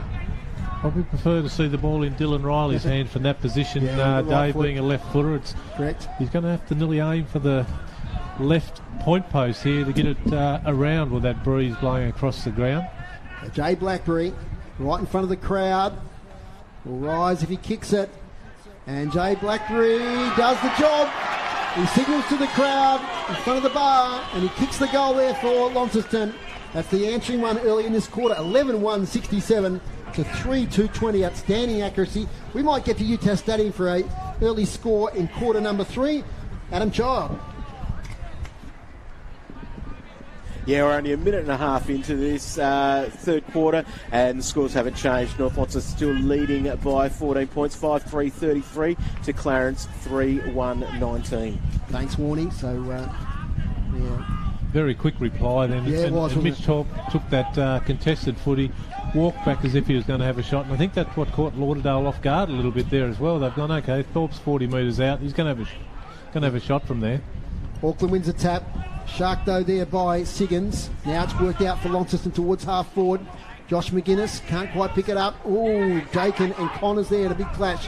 Blackberry to Harper. Left foot kick inside 50 to Thorpe. Picks it up at his bootlaces. No, he doesn't. He fumbles. Tilly does well. The young man shows some poise. Kicks it sideways towards Nelson. Casey Brown gets there first. Nelson doesn't muck around. Big torpedo out of defence here towards Burge. Walsh, sorry. And the follow-up, mopping up, is Miller Hodge. Beautiful kick by Miller Hodge. Finds Jake Smith. His kick's a beauty as well now towards Jake Hines. Hines, 2 kicks out from goal. He gets around Franklin on the left foot. Short kick. Taylor, touch ball, has to play on. High ball, 30 out. Harper's there. Can't take it. Brown gets it. Gets the little handball away. Off the ground, Thorpe. Oh, nearly a mark there to Musica. Might not have been 15. He's rested to a standstill. The stoppage, 25 out from Launceston's goal. Inside 50s groups already this quarter. Launceston be leading those. They've got 3 and Lauderdale just the 1. So. Yeah. Ruck contest. Thorpe almost unopposed. Baker knocks it away. Addy towards Burge. He's tackled by a couple. Tries to get the handball away. Musica fighting with Connors. Neither player can get the ball free. A couple of hard nuts there, Dave. Neither of them are going to take a backward step. Connors and Musica. Connors, a hero for St Mary's in the Geelong Football League last year.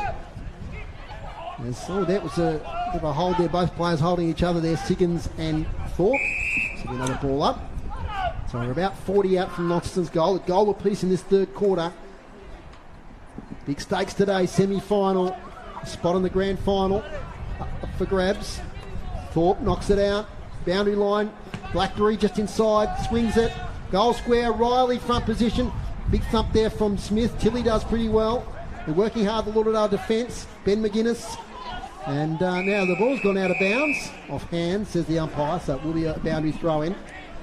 A lot of players around the contest, but we've seen this year, Maxie, that Launceston are dangerous in this position. We've got players that can just get that quick kick away towards goal. Thorpe with the front position, Siggins. Taken there by Baker. Stripped away from him by Musica, who's tackled. Releases the handball. Scrappy play. Now it's knocked out here towards Franklin. He has support from Baker. Does beautifully through traffic as Nick Baker. Sweeping handball now to Burge. Burge from half-back. Tyrrell will be in the way and he'll take the chest mark in front of Avea. Chance to reload here for the Blues. They really do need to make the most of those opportunities. Baker had plenty of time, but he just had no one to kick to because their forwards are pushing too far up the ground. They've got to have somebody to kick it to. Jake Hines steadies things down. He goes sideways to the big man in Auckland. So Auckland from right half back signals he's going to go long, and Julie does so, although it's not a great penetrating kick into the breeze. Oakes drops the mark, taken by Taylor, off to Seymour. Siggins, little handball, only falls to Seymour. Inside 50 again for the Blues, and charging it to take the mark is Ben McGuinness with purpose. Takes it on his chest. So Ben McGuinness, kicky towards Havea, gets to him off hands. Now, so you're pushing the back. Free kick to go to Tyler Martin, who kicked a nice goal earlier in this quarter.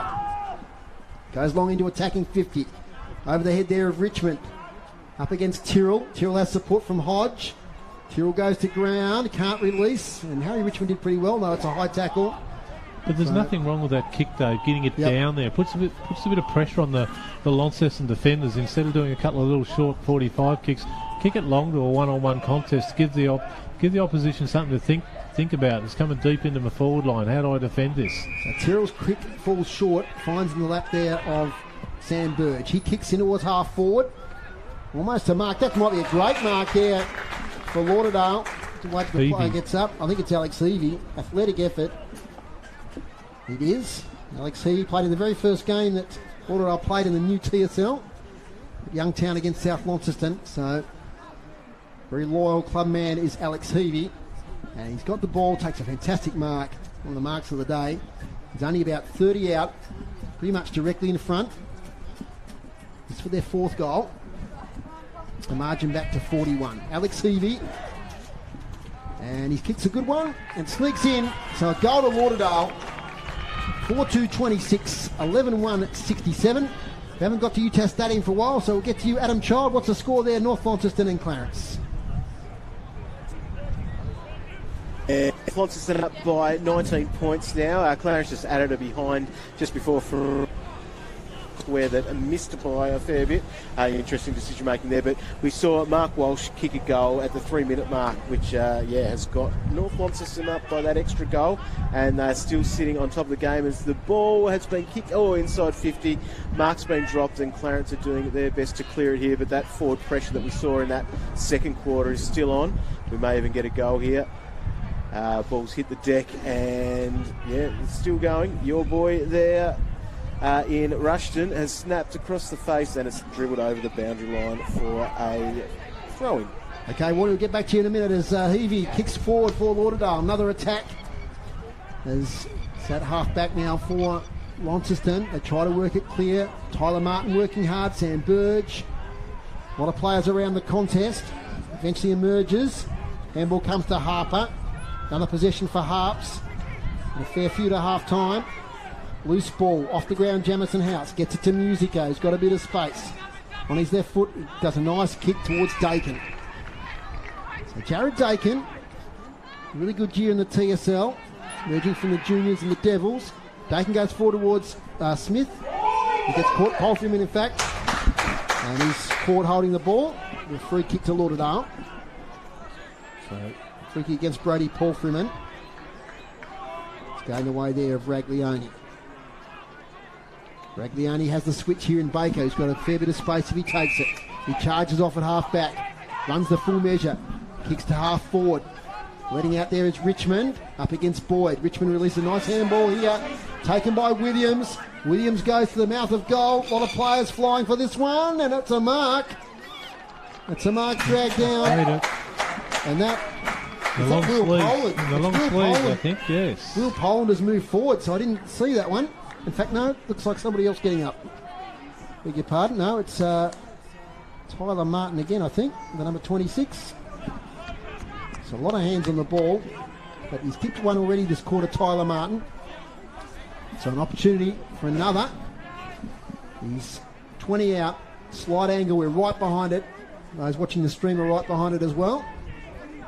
Tyler Martin for his second of the quarter, no problem. It's the netting at the back of the goals. And that's another goal to Lauderdale. They sneak closer, 5-2-32, 11-1-67. They need a few more yet, Dave, this quarter, but you're right, they are sneaking a little bit closer, and I was impressed then just with a dash from Nick Baker off half-back, and had the composure to have a look up, see what was there, and Lauderdale got to take something from that to the extent of, if we move the ball quickly, give our forwards, admittedly it was a contested mark at the end, but the 2 or 3 contests prior to that, it was one-on-one, 2v2, wasn't congested footy, and it allowed them to use their space. And a guy who hasn't had a lot of the ball today at all, Josh Williams on the wing, just drove it in deep and put those Launceston defenders under a lot of pressure. 2 in a row to Lauderdale. Let's see what they can do here as Will Poland comes out to meet the ball. Out now towards Oakes. Takes it with the right hand. He's chicken winged by Gronewagen. No free kick. Now notice Will Poland, he's played in defence a fair bit, but Darren Winters ringing the changes. Maxie's moved him up forward. Yeah, he's got to do something. They're still, 8 or 9 goals behind, so you've got to... Siggins inside 50, knocked away by Tuthill. Deep in attack now for Lauderdale. As the ball's over the boundary line, and speaking of players in different positions, Dylan Riley is down there in the back line. He is. Hands the ball over. Yeah. So, there's a change around a bit. Boundary throw in 10 metres around from the left behind post. Margin is 35 points. Siggins in the ruck there against Gronewagen. Falls to House, he's tackled straight away. And a ball up. He's been very solid again today, Dave. Jamison House. He's had a really good contest against his direct opponent, and very rarely gets beat. He's got an unusual body size. He's not a ruckman. He's not a small on baller. He's just in the middle and can play short and tall. Gronewagen falls to the ground with Siggins. Tackled there is Blackberry. So Watson just content just to try and halt the momentum here that Lauderdale have got in the game at the minute. Still a long way behind, but a couple of quick ones here might just put them in touch at three-quarter time. Siggins kicks high, won't be 15. Thumped away by Tilly. Still a chance here. Heavey on the ground. Handball's forward. Taken by Tyrrell. Managed to get his hand free. Now to Josh McGuinness. Backwards now to Bell Chambers, who swings to the mouth of goal. Thumped away. Chance Raglione swings. He's way offline, out of bounds on the full. Nick Raglione. So it'll be a relieving free kick for Launceston in the back pocket. 67 plays 32. Outstanding accuracy today from the Blues. 11 goals won. Both teams have been pretty accurate. Well, that's a poor kick. Lands with Walsh. Bryce Walsh for goal. That sails through. Are they back in it here, Lauderdale? That's 3 goals in a row. And Bryce Walsh, experienced campaigner, he sensed that he had a bit of space there. He threw it on the boot and it sailed through. So that's 6 goals to Lauderdale. 6-2-38. Lauderdale, Launceston 11-1-67 with a quick score from Warney at UTAS Stadium. Yeah, 2.5 minutes here at UTAS Stadium. Goal there through Bennett. They've kicked 2 goals this quarter. Walsh and Bennett have added those for North Launceston. But yeah, Clarence, they're trying hard to get a few inside 50 entries, but yeah, not really happening for them because that North. Okay. And with a forward line for Clarence, because North Launceston's got a fair bit of play. I think North Launceston is still sitting well on top in this contest, up by 25. Fergus Kenny has the ball at half forward. He goes sideways and he finds Tilly. Tilly, little short kick. Heavey's got some space and Heavey takes the mark. They're on their way back here, Lauderdale. 6-2-38. Trailing Launceston 11-1-67. So they're making a real charge in this quarter. They've kicked 4, 3 of the last 3 goals of the game as well. So Alex Heavey kicked a goal in this quarter earlier. He's about 25 out. Close to the boundary line on the right-hand side. Alex Heavey. Yes, there's another one. They like it. And a goal to Lauderdale. And 7-2-44. Plays 11-1-67. 23 points of difference, Max. We've had a bit of a turnaround in this game. We have, Dave. And look, dare I say it, I don't think Launceston have taken the foot off the pedal, but Lauderdale have just found another engine this quarter, and this is what they it might come back and bite them with that poor first quarter where they only kicked 2 goals, whereas now they've already kicked 5 in this quarter with probably another 4 or 5 minutes to go still. So if they can kick another couple and keep Launceston scoreless, those inside 50s, Dave, would have swung. Grooves would have swung around to Lauderdale's favour. They have, yes, 7-4 now, Lauderdale's favour. Yep. 7-4 this quarter. We'll get down to Chris Sayer in a minute. The next stoppage as Sam Burge takes it. He rolls away from the contest. Jack Tartell. He's tackled. Chris, very quickly on the boundary. What do you got for us? Tim Auckland has just come off with a cut above his left eye. It looks pretty bad. See if they patch him up and get him back on. Okay, so Auckland off there for a moment at least for the Blues, as Hines might have got one high. Releases the ball. Little kick from Gronewagen. The tempo's gone up in this game as the Lauderdale Bombers draw within 4 goals. Now Harper kicks towards half forward, but in the way is Oscar Shaw. He's tried for the 50 there, wasn't given. Oscar Shaw to half forward. Gronewagen shields his eyes, but beautiful mark. Tyler Martin. He's come alive this quarter, Dave. He's already kicked 2. He's fancies himself from here as well. The guy on the mark, which looks like it's Isaac Chugg, possibly. He's going to be about 48 metres out from goal, so he's going to have to kick it 55 metres. But we've seen it happen already today with that breeze carry through, and what a fantastic pack mark. Didn't even rate himself of marking that when it was coming into him. Tyler Martin, 55 out. Off to the right this time, one behind. 7-3-45 Lauderdale. Launceston 11-1-67. Margin is 22 points. So time at the moment, we're about 18 minutes into this quarter, so 4 or 5 minutes to go. Chance for Lauderdale to get even closer. It's taken there by Harper. Nice kick to Taylor. Taylor up here towards Riley. Great work there by Raglione against Riley. Although here's Blackberry at the front of the contest. He kicks inside 50. Music is there. It always slips over at the vital moment. Allows Connors in. Connors to Shaw. Shaw now backwards to Fergus Kenny. Kenny defensive 50. Gets hit towards Tilly. In fact, it's Oakes. They might cough it up here, Lauderdale. They've still got possession. Blind handball's not a great one, but it might work all right. Here's Tilly. Now to Taylor. Oh, his kick smothered. Had a player wide that he could have got it to, Brennan Taylor. Now Harper is tackled to a standstill. So it'll be a ball up, just forward to the centre circles. Really good defensive play then by Lauderdale. Launceston looked like they were out, but got the numbers back and defended really well. Entertaining game here. We've had 18 goals. So after three-quarter times, a lot of goals in these 16-minute quarter games. So well done to both teams. Is Groenewegen now. Standing start. Riley one out. Knocked away from the contest. There's Ben McGuinness, tackled by Taylor. He releases it. Palfreyman. Raglione. Now Blackberry. The ball falls though to Baker. He burrows in. Seymour gets it out to Blackberry, kicks it off the ground. Riley, what can he do here? Can he make something happen? He can't get free. Should be holding the ball. And it is. With a call from the coaching cheer on the balcony. So great tackle there on Dylan Riley. And looks like Nathan Oakes will take the free kick. Oakes. Lovely kick with the breeze. Can't find a teammate though. Hines moves it back in. Contest, a lot of Lauderdale players there. Over the back. It's rolling towards goal. Palfreyman. Now how the umpire see that? It's touch ball. So one behind. It's only their second for the day. 11-2-68 to 7-3-45. Margin out to 23.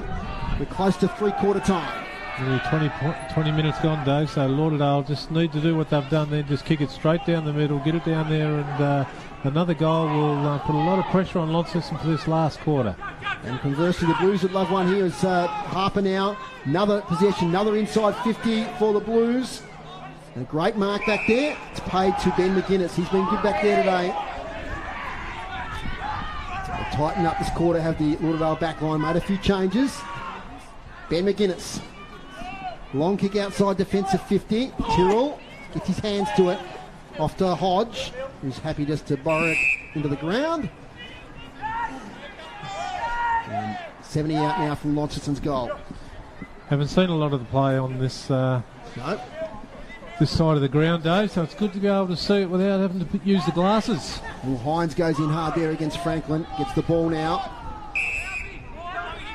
The ball up. About 70 out still from Launceston's goal. We're close on three-quarter time. Update from UTAS Stadium at three-quarter time. And Surveyor gets a tap. It's taken by Harper, who's happy to be held in the tackle by Nathan Oakes. And that is three-quarter time. And the score 11-2-68 Launceston. Lauderdale 7-3-45. So an interesting quarter there. And in that quarter, it was 1 goal, 1 to Launceston, and 5 goals, 1 to Lauderdale. So they've got themselves back in touch. Of course, the breeze is still there. We've got Chris Sayer. I might get down to you quickly on the boundary before we go for a break. Yeah, Mitch Thorpe came off halfway through that quarter and did not come back on. So it wasn't a rotation. I'm watching him and he's sort of flexing his muscles a bit. It looks a bit stiff, I don't know. He's got his right knee strapped. I just don't know how good Mitch Thorpe is. Okay, we'll keep an eye on that one. Of course, big selection for next week if they make it through. Big selection decisions there with Mitchell Thorpe. All right, Maxie, what's your thoughts there? It's an interesting quarter, and as we said, just gives them a little bit of hope going into that final stanza of play. Yeah, it does, Dave. And look, the crowd's been fantastic here today. We can't go throughout the course of the game without mentioning it's been an exceptionally good crowd, and the Launceston under-18s and D-League team are making their journey to the opposite end of the ground now. They've followed their troops to their forward line each quarter and providing, no doubt, the bit of entertainment for the Lauderdale backmen as well as some support for the Launceston forwards. But yeah, look, we've got game on here. Like if Lauderdale can sneak 1 or 2 early goals here and just tie up Launceston, and you know, they're certainly not out of it at the moment, and it's Lauderdale's game if they can play it on their terms, which they did there for probably about a 12 or 13 minute block there in that third quarter, where they just dominated the control of the ball, and the way they got their goals was kicking it long into the forward line, and we saw Launceston do that in the second quarter as well. That's how they got 8 goals in that second quarter. It was 8 goals won that they kicked really well. So look, really set up for a great last quarter here. It's going to be the last game of footy for one of these senior teams this year, and I don't think there'll be too much left in the tank of any player off either side, knowing that they want to be part of a grand final next week, and it's a lot at stake. They don't come around very often. Lauderdale have had many opportunities in the last few years, and Launceston have been knocked out in prelims the last little bit, and they would be very keen to provide their players. Their D-League's already in that grand final, and the supporters of this club, and wouldn't it be great for Launceston if we saw a North Launceston v Launceston final? But there's 2 teams stopping that at the moment. One's Clarence over at UTAS Stadium, and the other one's Lauderdale here. So really excited to see what this last quarter of footy from Windsor Park in 2020 is going to bring for us, Dave. We'll take a short break here on City Park Radio, and we'll come back. We'll check in at UTAS Stadium. Hi, Andrew Doyle here from the Brisbane Street Mall, Quadrant Mall and Kings Meadows Telstra stores. Whether it's sports in the lounge or music in the study, we've made changes for those who need Wi-Fi in every room. Get wall-to-wall Wi-Fi coverage with Telstra Smart Wi-Fi boosters for $12 per month on any month-to-month NBN plan. You'll enjoy a wider reaching connection throughout your home that the family will thank you for. So give your home internet a little leg up and visit the team today at your local Telstra store. Brisbane Street Mall, Quadrant Mall and Kings Meadows. Minimum cost $288 plus internet charges. A sponsor of City Park Radio. Colonial Hotel Launceston is locally owned. That is important. Be proud and loyal and stay at a Tasmanian hotel. In tough times, we have to stick together. The Colonial Hotel. Book direct by phoning 6331 6588 and the money stays in Australia. A sponsor of City Park Radio. You're listening to great TSL action, Tasmanian State League football on City Park Radio. Okay, let's get out to UTAS Stadium, and Adam Child, what's happening there at three-quarter time? Yeah, three-quarter time here. We had a 20-minute quarter there, and it was all North Launceston once again. They lead by 33 points going into the final term, and yeah, they're 8-5-53. Clarence 3-2-20. Clarence just added 1 behind in that quarter. 3 goals for North Launceston through Walsh, who kicked the first goal of that quarter. Bennett, who's now got 3 goals, and Dan Withers, who's kicked 2 goals for the day. So North definitely on top. Clarence did have their chances there, Macca. They went forward a couple of times where they probably should have capitalised. Yeah, definitely, Warnie. Look, Chris Neal dropped a mark in the goal square that could have nearly been paid, but in the end he didn't grab it fully, and that was a 12-point turnover because the ball then went coast to coast for that Mark Walsh goal.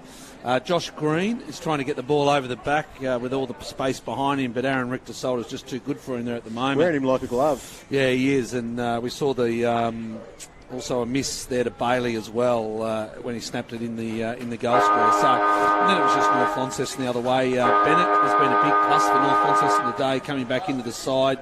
He's jumped to the footy, he's taking contested marks, and he's deserved his 3 goals. Daniel Withers, and also Mark Walsh has owned that railway wing today. He certainly has, and I guess that 33-point lead, North now have the wind, which I think has died down a little bit. Looking at some, I think looking at the trees on over near the river, I would say that it's gone down a little bit. But North are just controlling the play so much at the minute that it doesn't matter too much. I don't think the wind. I think Clarence would still have some confidence. Of course, back here in round 4, they came home hard at North Launceston back here with Noah Holmes kicking 4.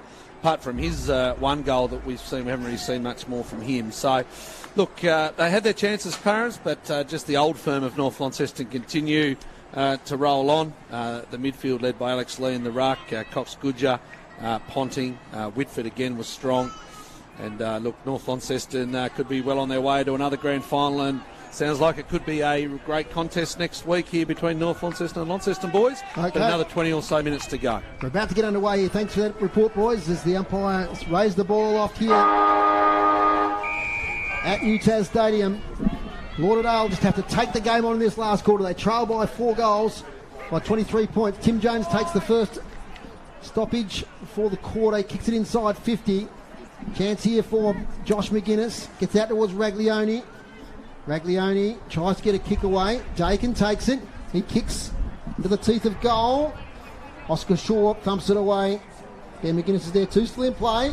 Riley, as he does best on that boundary line, he keeps it in. Handball to Dakin. Dakin's got no support now. He gets it to Harper. Harper swings for goal. It's off to the side of the goals there. And Will Poland, who played a lot of the third quarter in attack, now takes a mark in defence. He has the short option here, and he gets it to Nick Baker. Baker, lovely kick, finds Bell Chambers.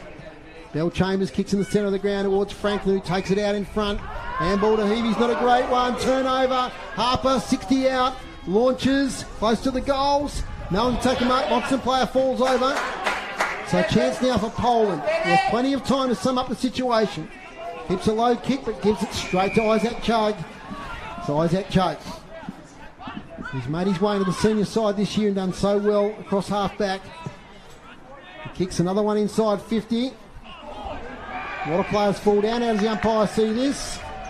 It's a hold. Unrealistic attempt there by, I think it was Ben McGuinness, just put his hands on the opposition's shoulders, jumped way too early. And I don't know whether it's a free kick to Musica or Blackberry. I think. Groenewegen, is it? It's John Groenewegen. He's got troubles with his boots. So, free kick in that marking contest. And he gets to his feet now. He's well within range. With this breeze behind him, he'll have to set it out to the right a fair bit.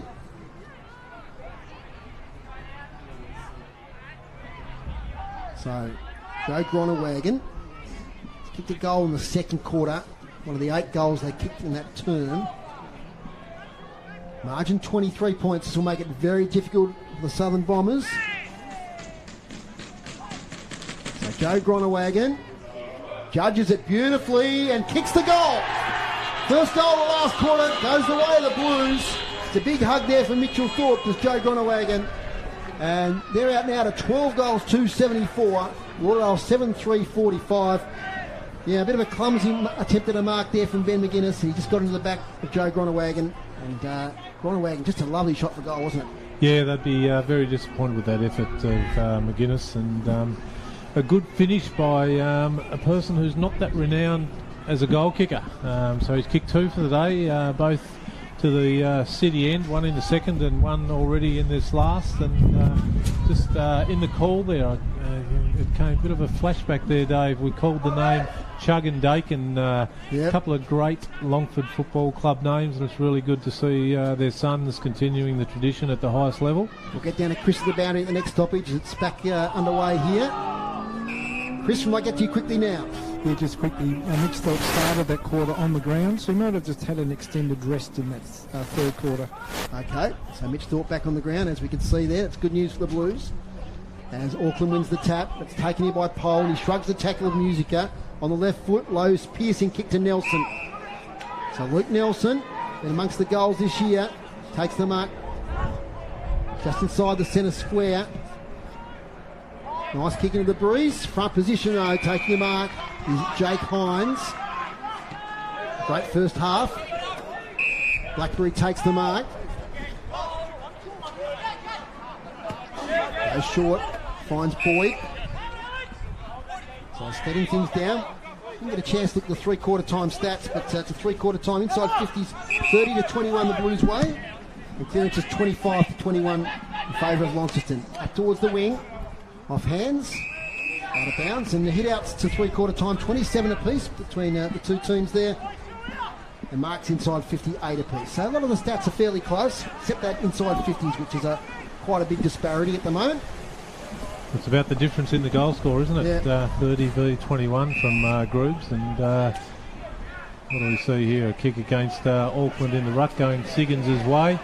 They just need to play on at all costs now. They've got to take it on. Yep. As up here towards Martin, so impressive in that third quarter. Here's Poland, takes the ball, he slips over. He's tackled now by Hodge, holding the ball. Once he took the tackler on, he was going to be in trouble. Trying to get round onto that left foot, just had nowhere to go. So Miller Hodge, former Scotch Oakburn student, left half back. Towards Tartill, who had a bit of a look round. Nobody went for the ball in the end. It's out of bounds. Centre wing. Notice Lauderdale are continue with the Bryce Walsh forward move. Just not a key forward, just playing as an outside high half forward, and probably not getting a great deal of reward from playing him there today. As Harper swings to half forward, intervening there is Raglione. Raglione pushes towards the boundary. Thorpe allows it to go over, so a boundary throw in. So 12-2-74 to 7-3-45, 29 points at the margin. There's 23 points at three-quarter time.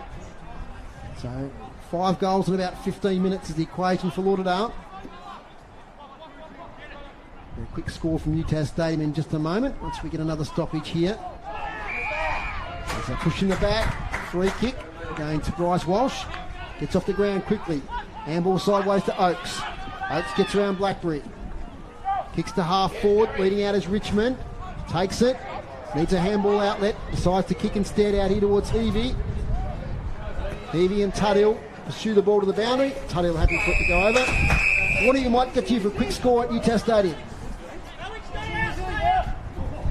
Yeah, Jack Events just added a behind it there to North Launceston's score. They now lead by 41 points. We've seen Daniel Withers kick the first goal of the quarter. That's his third for the day. Thanks, Warnie. So 41 points the margin there. 29 here, taken by Siggins. Kick might come off here to Burge. He can't pick it up. Taylor, though, mops up for Launceston. Kicks fairly blindly to the centre of the ground. He's got Musica who's just come on the ground. He's met heavily there by Ben McGuinness. Musica gets it. Inside 50. Jake Hines is all by himself. Now when he gets to the ball before the line, he might just let it roll through. He does! Michael Musica from the centre of Windsor Park kicks a goal. And that might just seal the deal this afternoon for Launceston and see them through to the grand final. 13-2-80, 7-3-45. Yeah, I think he'll talk about that one in the bar afterwards, Dave, saying that it was intentional, but he was under pressure when he kicked it, just threw it on the boot. Had Hines, who'd come in off the bench as well, behind him, racing towards goals, and the ball just tumbled end to end and straight through the middle, and no doubtably a goal of the day from probably 70, 75 metres. Yeah, Brennan Taylor, he's kicked it to space. There's a clash there between Ben McGuinness and Musica. Then Musica just threw on the boot. He was about 10 metres inside the centre square. So we're probably looking at about an 80-metre kick there, just about, including the bounces. Mark taken now by Tuddle from the restart. Goes sideways to Jake Smith. Ever dependable Jake Smith there at half-back. There's Dakin. Plenty of space now for these Launceston players. Dakin runs his full measure inside 50 to Riley. Too much heat on the kick. Thumped away. Baker's there. Taylor. Brendan Taylor. He's dribbled it through. That's another one of the Blues. The floodgates might be staying to open here. What a great pickup by Taylor. You know, one-handed pickup, just notchily just put it through the middle, and wasn't the best kick in the world from Dakin, but again, applying the pressure by putting it deep into the forward line. Really good trap, and thought it was going to go out of bounds or for a point there from where we're sitting, Dave, but a really good finish for young Taylor, and I think he had about 6 or 7 contested possessions out of his eight or nine total possessions at three-quarter time, so he's had a really good day today. 14-2-86, Launceston Lauderdale 7-3-45. Margin back out to 41. Here goes Siggins. Handballs forward to the contest here towards Franklin. Sideways to Nelson. Gets tackled by Seymour. It's away to Tilley. Back to Siggins now. Siggins inside 50. He finds Richmond. Harry Richmond leads out and marks. He's about 30 out, just on a slight angle. So good footy there from the centre clearance from Lauderdale. Sam Siggins been tried hard all day, and he's influential there. Couple of involvements in the lead up. Harry Richmond chips it for goal and makes no mistake, and that's the 8th goal for Lauderdale. His second for the day. One in the first and now one in the last. 14-2-86 to 8-3-51, and I mentioned it last quarter, the third quarter, Maxie, but tell you what, 22 goals on a fairly spongy ground. That's great value for the fans that are here. Absolutely, and it has been a very high-scoring game, Dave, and Well, the winds played a small part in that. Overall, the ball movement's been pretty good. A few kicks there, the winds got hold of it and carried it a little bit further or dropped it. And the ground, after all the rain that we've had here in Launceston and throughout the state in the last 5 or 6 days, you'd know more about that than anyone, Dave, being the local meteorologist. It's from the middle. Gronewagen gets the tap. Nelson can't take it. Burrows in again. Seymour. It's a kick forward. Now Hines throws it on the boot. Riley in a contest there with Oscar Shaw, and kicks it off the ground. Burge to Bell Chambers, who gets bumped there. He's getting tackled, and I'll tell you what, Hines just winced a bit with his shoulder there. I hope he's okay. As it comes up here towards Gronewagen, taken by Tuddle. Seymour. It's the ball forward here. Oscar Shaw again. Tuddle throws it out towards Palfreyman. Now it's Siggins. Handballs to Bell Chambers standing still. Gets it forward here to Fergus Kenny. So Fergus Kenny, a young man, we'll see more of him in future years. Future of Lauderdale. The dual best and fairest winner in the under-16s. Nice kick here towards Josh Williams. So Williams gets it high towards attacking 50. Jamison House charges out. Takes the mark on his chest. Looks for the switch towards Tyrrell, who wasn't really ready for it. He's got it now, though. So Ryan Tyrrell in his defensive goal square. Over the top to music here, I would think, if they're out on the wing. Yeah, it's going to be patient, I think. Jake Smith has got it. He goes now towards Blackberry. Fantastic fill. In fact, umpire says it's out of bounds. There must have been a little fumble there by Blackberry in taking the mark. He's taken it cleanly. It can't be a throw-in, surely. So he must have just fumbled slightly. He's ran out of bounds as he's kicked it. So it's Jake Smith who's Jake Smith. Right, I was going to say. Smith's the person who's infringed there. He's gone out of bounds. Good work, Dom Chalero on the ball as usual. Boundary throw in. And Tyler Martin nearly gets an opportunity there on goal. And it's going to be a ball up. We're only about 15 metres out from Lauderdale's goal. We are 13 minutes, or 12 and a half minutes into this last quarter. Margin is 35 points. Little handball from Avea. A lot of players around the contest. Heavey working hard. Hines, kick smothered. Out of Poland, who just puts it up into the goal square. Sam Burge will take the mark, play on and kick a goal. So goal to Lauderdale to Sam Burge. That's 2 into the breeze in this last quarter. 9-3-57 to 14-2-86. We better get to UTAS Stadium. We haven't been there for a while. Adam Child, what's the score there?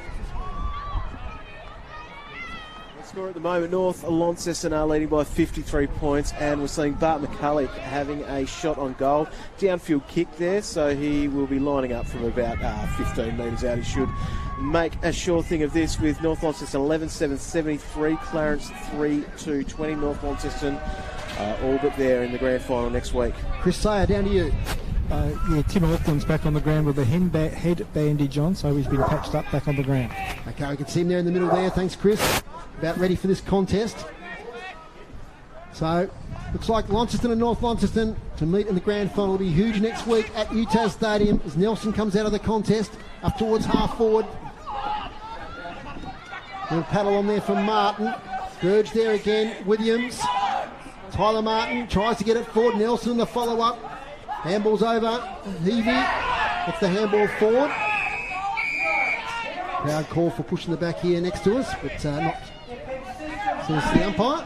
So boundary throw in. The dying minutes of this game now. Probably the last 5 minutes. We're 14 and a half minutes in. Siggins handball back to Heavey. Kick smothered. Chance here for Musica. Picks it up. Does he evade the tackle? He gets the handball away towards Riley. Riley has Palfreyman. If he picks it up, he's a chance. Or Baker's going to get across to make it a contest. In fact, he wins the ball to Nick Baker. Slips over. Managed to get away to Williams. Williams' little kick here towards Oscar Shaw. And they repel that attack there from the Blues. Oscar Shaw. Sideways back to Nick Baker. He's been a pretty good player today for Lauderdale. Off to Ben McGuinness. Been their best today, Dave. Nick Baker by a week, I would say. There's a little kick from Ben McGuinness, not great here towards Tyrrell. Out to Hodge. His kick smothered. Little kick forward there by Chug. Chance for Mitch Thorpe. Gets it off to Casey Brown. And Casey Brown kicks a goal. And he celebrates wildly, does Casey Brown. Hasn't kicked a lot of goals this year, but he really enjoyed that one. And that's 15 goals 2. Yes, 15 goals 2, 92. Accurate kicking from the Blues to 9-3-57. Margin back out to 35 points. Been very accurate kicking, Dave, considering the wind that we've spoken about throughout the course of the call. Is 15-2 on a blustery day at Windsor Park has been exceptional kicking. And yeah, look, I think, what do we got? Nearly just ticking over 16 minutes. I think the result's nowhere in doubt at whatsoever now, so I can see Launceston progressing. So how they play out these last 3 or 4 minutes in their mind will be the tough bit. They won't want to get injured. That's right. There's Seymour at the bottom of that contest. So no doubt later tonight or tomorrow we'll have the schedule for next week. City Park Radio will be there to bring you the action in the TSLW and the TSL Grand Finals. With music, it just gets a pathway through and just takes it. And handball's off to Smith. Line kick Smith. He spotted Riley, who's all by himself. About 25 out, he plays on. Handballs to the goal square. Jay Blackberry kicks a goal. So another one of the Blues. They're finishing off strongly. He gets the high fives from the D-League and the under-18 players. Does Jay Blackberry. 16 goals to 98 to 9-3-57. So what's that between the teams? 25 goals, 5. That is unbelievable. It's been on a windy day. Absolutely, yeah. Oh, wind or no wind, that sort of kicking is just superb footy, and just showcasing the skills of 2 of the better sides in the competition. That's and right. Unfortunately, from Lauderdale's perspective, Launceston have come away with the cookies today, reversing a result from down at Skybus Oval a few weeks ago, Dave. Absolutely, and exciting times here at Windsor Park this week with 3 teams in grand finals. Taken in the centre. Handball comes out now towards Connors. Connors inside 50, nearly a one-header mark there from Richmond. Havaya up against Jamison House. Tap back to Tilly, to Bryce Walsh. Over to Connors. Handball only as far as Joby Harper. Jay Blackberry. He gets the tied legs on top of that one and takes it out of bounds. Bit of a lull in proceedings now. Just, I think a bit of a quiet atmosphere all of a sudden here at Windsor Park. And it's really hard for players on both sides at the moment with 2 or 3 minutes to go. You know, they know the results, in the book. They know who's playing next week and who's not. As Seymour takes it to Auckland, to Harper. And as far as Fergus Kenny, he's done pretty well, the young man. His kick's pretty good too, and he finds Bell Chambers. Bell Chambers with space. Inside 50, Tutai leads out. Jamison House done a great job today on Tutai Avaya. In the follow-up is Jacob Boyd. He's got numbers here. Paul Freeman got taken if he wants. He goes to him now by hand. Takes the bounce on the spongy turf. Up towards half forward to Riley. The contest was late. Too late. Riley, free kick. Long way out from goal, of course, on the wing. Out now to Blackberry. He's just going to steady things down now. He plays on. Up here towards Musica, front position. Spoil from behind. Jake Hines slips. Now he gets onto it. Picks it up. Back to Musica. He wants a goal as Musica. He puts it out to the right. But it's not even going to make the distance. It ends up going through there for a behind. Knocked through by Ben McGuinness. 19.5 minute mark, Dave, so not long to go. Hasn't been a lot of goals scored in this quarter. There's been a few. 7 goals, so there'll be 2 or 3 minutes to go. But, short kick out. Franklin can't take the mark. He burrows in after it. Dakin's there. Out now to Blackberry. Lovely kick. Blackberry to Thorpe, who takes it 25, 30 metres out, right of centre. And Mitch Thorpe today, he's kicked the 2 goals in that second quarter. Was premiership coach in 2013. He's off to the big dance once again in 2020. And he'd love a goal here. We suspect maybe struggling with a slight injury, but don't think they'll keep him out of the side for next week.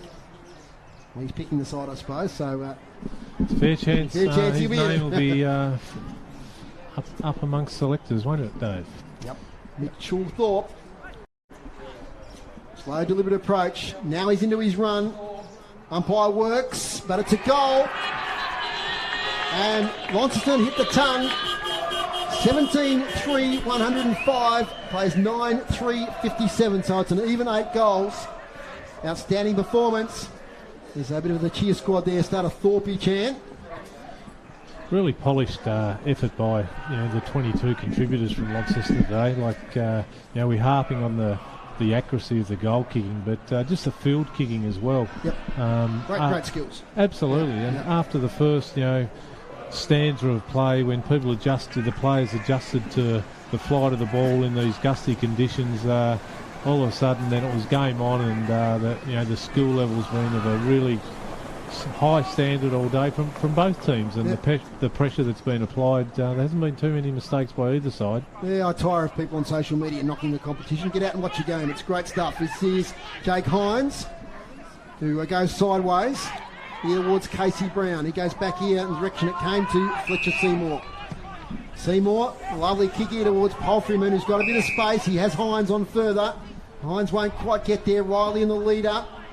Oscar Shaw does well. Gets it back to Ben McGuinness. Awkward kick, but effective. Gets it to Burge. Off to his lookalike in Walsh. Walsh to the centre of the ground. Darting off is Luke Nelson. Here to Richmond, who takes the mark out in front of Jacob Boyd. Hasn't been the worst, that's for sure, as Harry Richmond. He's presented well all day. Kicked a couple of goals. Long way out. Jacob Boyd on the mark is right on attacking 50. Here he comes. Harry Richmond. Can he kick his third and the 10th for Lauderdale? Ball falls a bit short. Thumped away by Isaac Chugg to Harper. By hand now to right in defensive 50. Pushes his kicked. Out here towards Taylor in Poland. Taylor does well against the bigger opponent in Poland. Can't quite pick it up. Tired there is Brennan Taylor. He still keeps it in. Not out of play yet. He's tackled to a standstill. Good effort there from Brendan Taylor. But he just goes under the radar, doesn't he, Brendan Taylor? He's in there week after week. And, he's one of those guys, Dave, that he's probably not in their first 12 or 14 that's picked every week, so he's fighting against some very highly credentialed guys in the D-League who'd be love to be out there as well. So he knows he's got to play at his premium every week to hold his spot, I think. Luke Nelson's got in the middle of Windsor Park, out here towards Nathan Oakes. Two Victorians combined. Nathan Oakes spills the ball, has time to recover. Inside 50 again. Thumped away by the Lonnie defence. Josh Williams has got it. Just throws on the boot. And JB Harper will take an easy mark half back. He's got Isaac Chugg to his left and he goes there now. And Chugg gets it further afield by foot to Palfreyman. Quiet atmosphere, as I said. Close to siren time. 23 and a half minutes gone. Doubt whether there'll be another score as Palfreyman gets it to his teammate there in Jake Smith. Great for Jake Smith. He's said, as I said, he's been playing here since 2013. About to make his way into a grand final. Long service to the club. Kicks up the wing to Jake Hines, who's come back this year from Queensland and had a stellar season. I'd be surprised if he's in the team of the year this year, Jake Hines. There it is.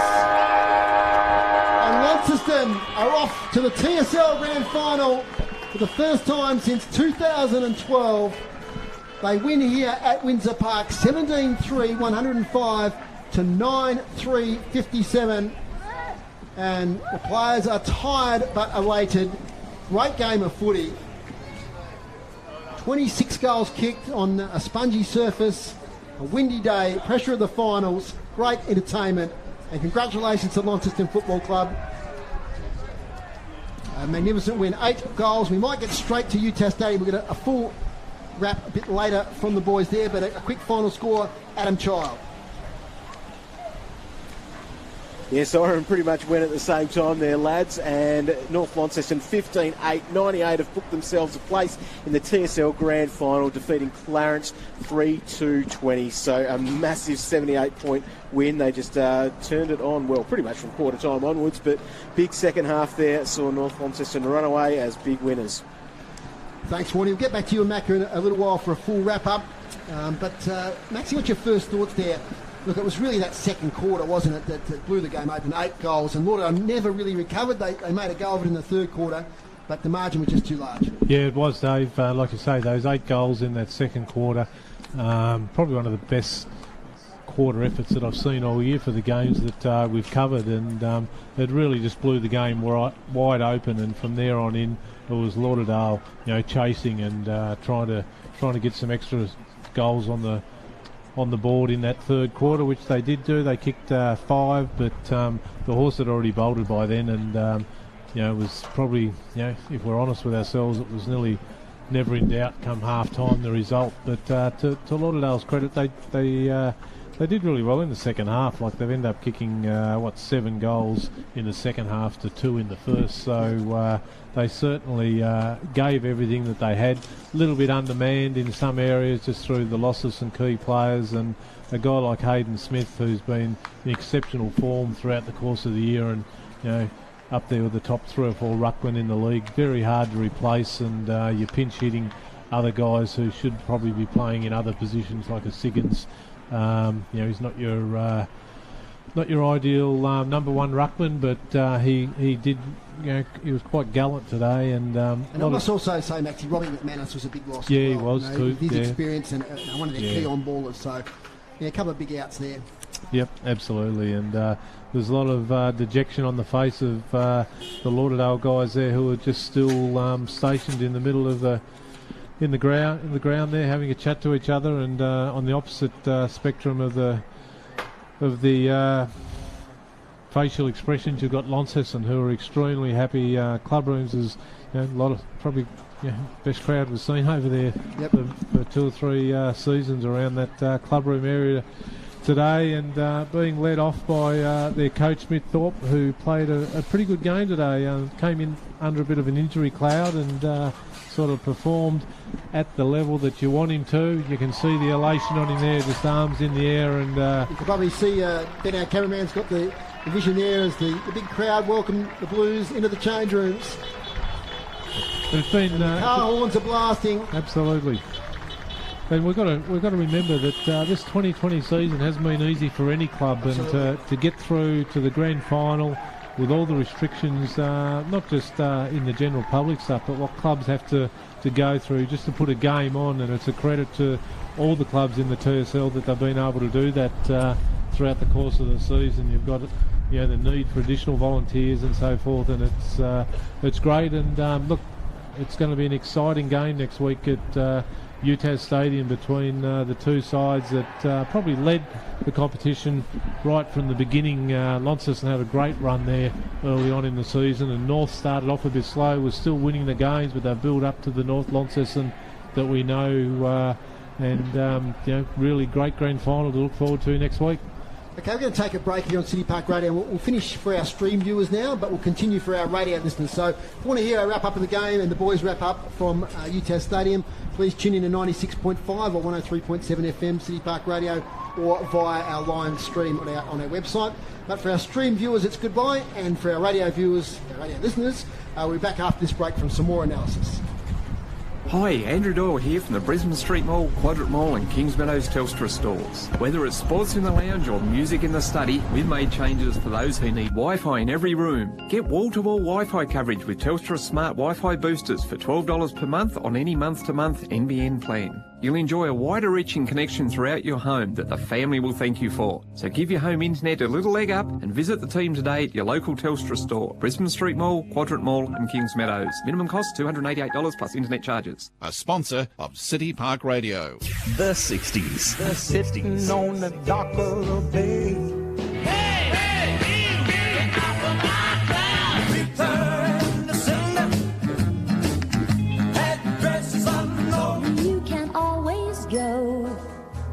Downtown. The 70s.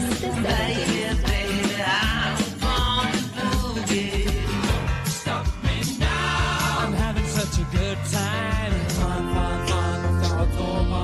I hope you can find your way to the Hard Rock Cafe. Enjoy 2 hours of the best in classic rock On Real and in the Years. Saturdays from 5 on City Park Radio. Love Lonnie, supporting local. There's more to love in Launceston Central City, from boutique retailers and a diverse range of eateries through to quality